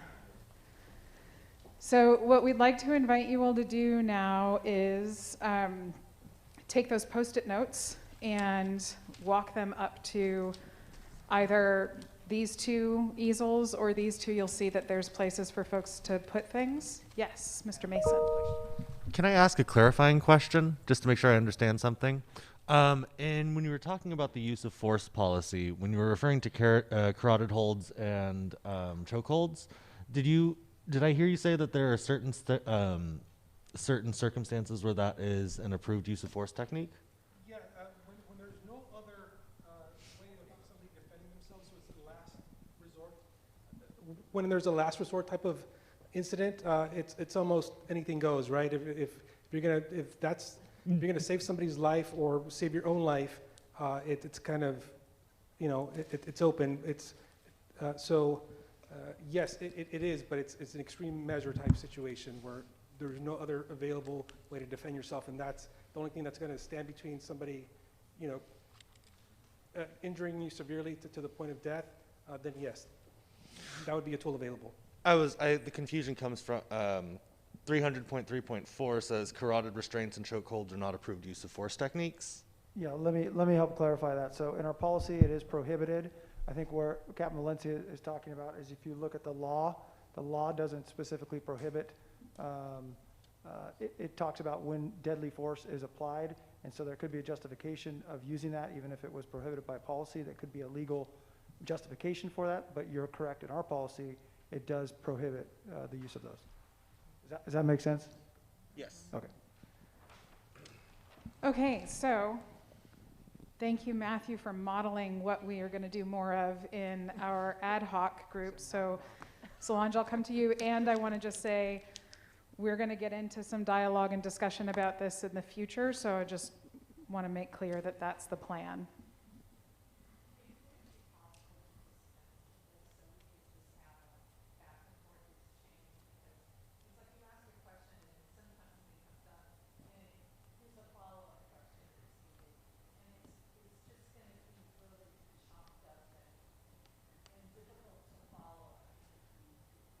So Solange is asking if we can dispense with the Post-it notes, and I'll just reiterate our intention. So we are operating within the confines of a meeting that has a beginning and an end and a way of doing business and things. And so our hope is that by tracking the questions, first of all, that's data for us and for Modesto Police Department and the City of Modesto to understand where people are confused or don't have enough information. That is in regards to this process and ongoing communications and community engagement, so we want to track those questions. As of the end of this evening and then in future meetings, we're going to move you into ad hoc groups where that conversation, the back and forth, the asking clarifying questions can happen freely and without sort of an over-agendized period of time. So I'm promising you that we're going to create the spaces for exactly what you're pointing to, Solange, and I appreciate the interest in having that. I know that there are probably lots and lots of questions, and it's not ideal that we can't get into it right now. So if folks can bear with us, we would like to invite you to take your Post-it notes and place them on these boards. We will take pictures of them to make sure that we have them. We will also start trying to be as responsive as possible. So if you have questions about wanting more information, we'll find it. We'll put it on the Forward Together website to the extent that it's available. We'll have answers to your questions in the first ad hoc meeting and so on. So yes, Linda.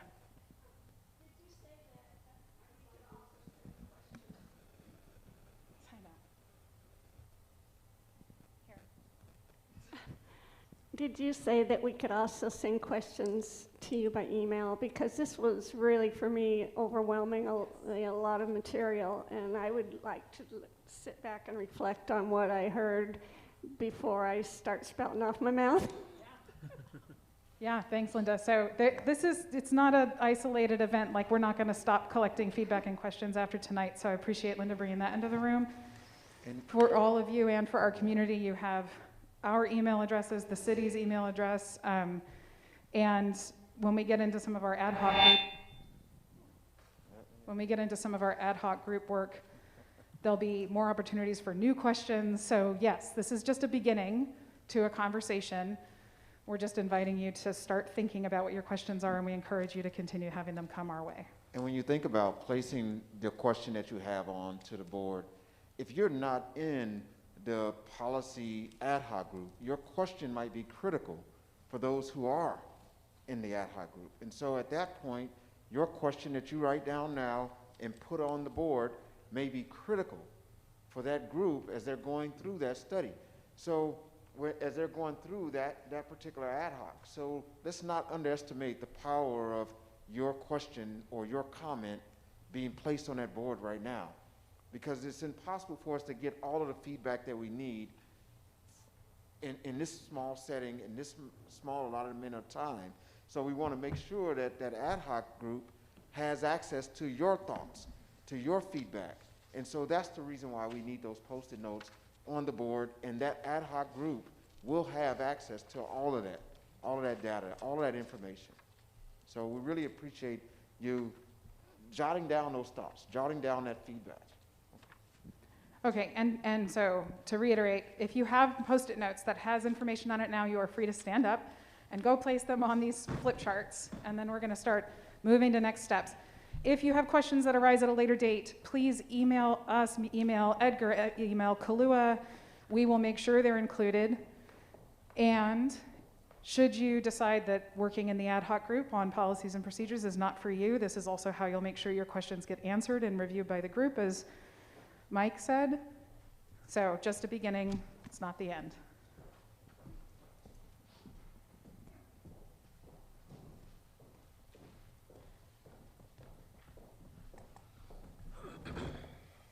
Thank you all.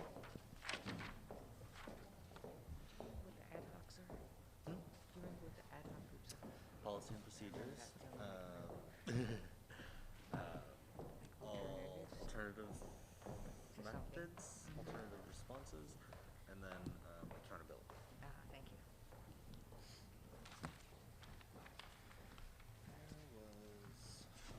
All right. You don't have to stop. You can keep adding things. Yes. And in our follow-up email communications, we'll make sure you have access to this PowerPoint. The PowerPoint will also be on the website. And as we send up the follow-up email, that would also be a great, like Linda, if you've had time to think, and all the rest of you, if questions that wake you up in the middle of the night, please feel free to just reply to that email. And we'll make sure that it all gets tracked. Yeah, and if something came up that really piqued your interest, and you want to go and do a little bit more research from the material that's online, and you derive some questions or some information or feedback from that, then you can add those questions and comments online. Yeah, and I'll just reiterate too that the community is invited to do the same thing as we have had modeled for us here, so we have some community feedback as well. Okay, good enough for now. Okay, so just a couple closing things. This is our emerging calendar, so if you don't have these dates, I believe the city sent out calendar holds. We'll continue with our education after this, so I believe we're doing alternative response models next. And we won't have, as far as I know, at this moment, things to vote on, so we'll be able to really get into things when we begin our time together, these things specifically. In January, Mike and I are still holding the possibility that this group may participate in some listening sessions, so I want to say a word or two about what that might look like. As you might recall, in April, we did a listening session with the City Council. We are considering what it would look like for this group to host its own listening session where we invite the community to speak with all of you about what they've been hearing through our educational sessions and what questions are arising for them.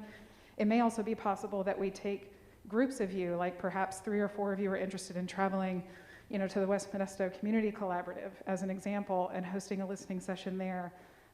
But we might use the very beginning of the year as an opportunity for us to continue to solicit community feedback outside the council chambers. So more to come on that as we talk with your chair and vice chair and understand what people might like to do.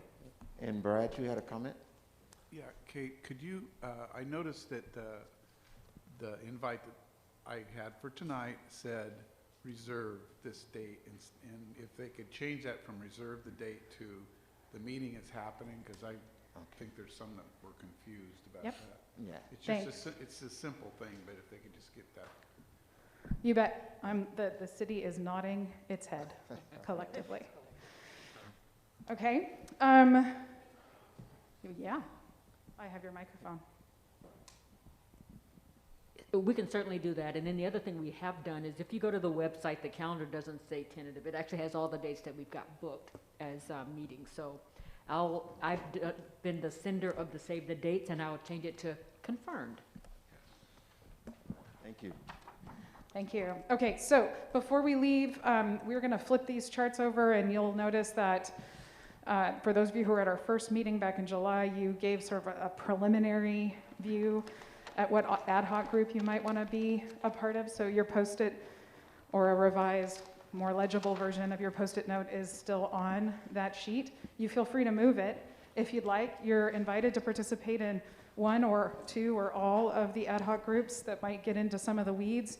But we'd love for you to, if you feel ready, and if you don't, that's fine, but we'd like to get a sense of where people might be interested in spending some of their time digging into all the very rich details. Yeah.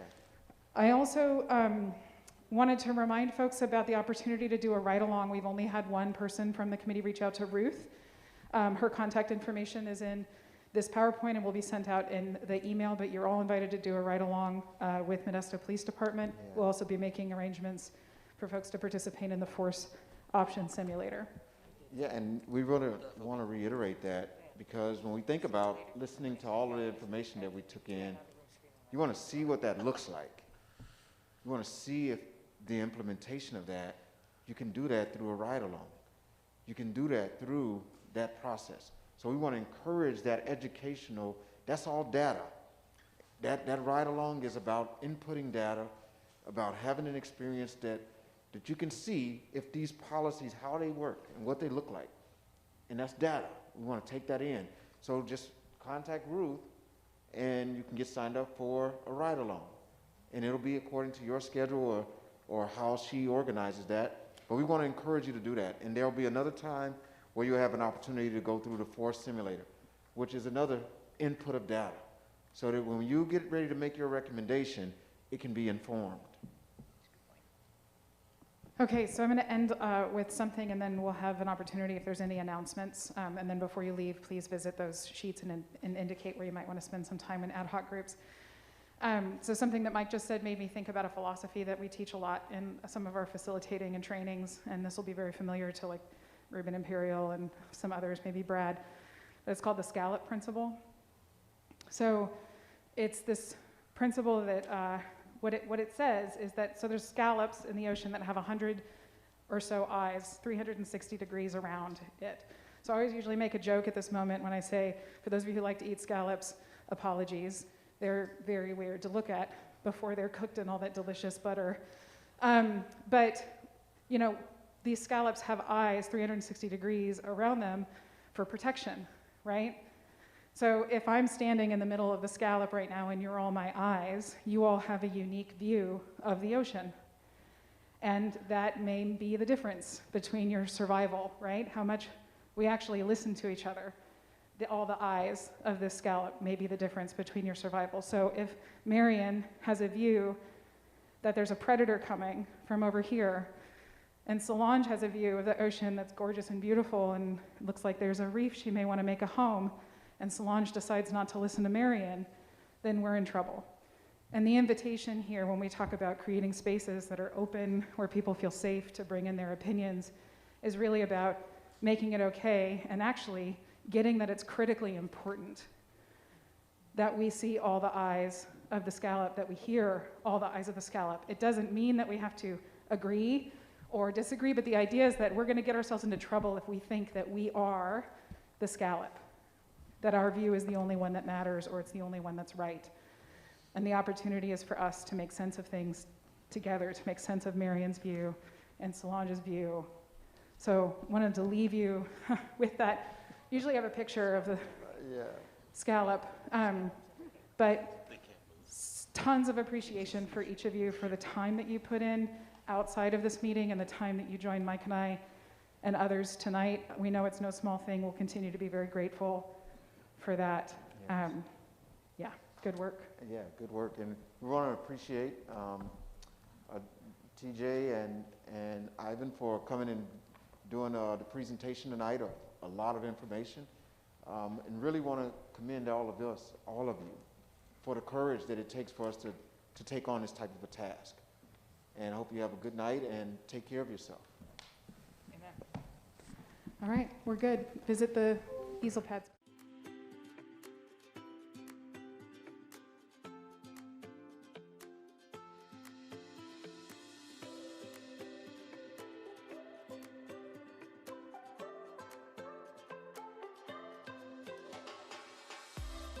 Email address that we have been using this evening to indicate which work groups you might want to participate in, we can follow up with you later too, but it's policies and procedures, accountability, and alternative response models.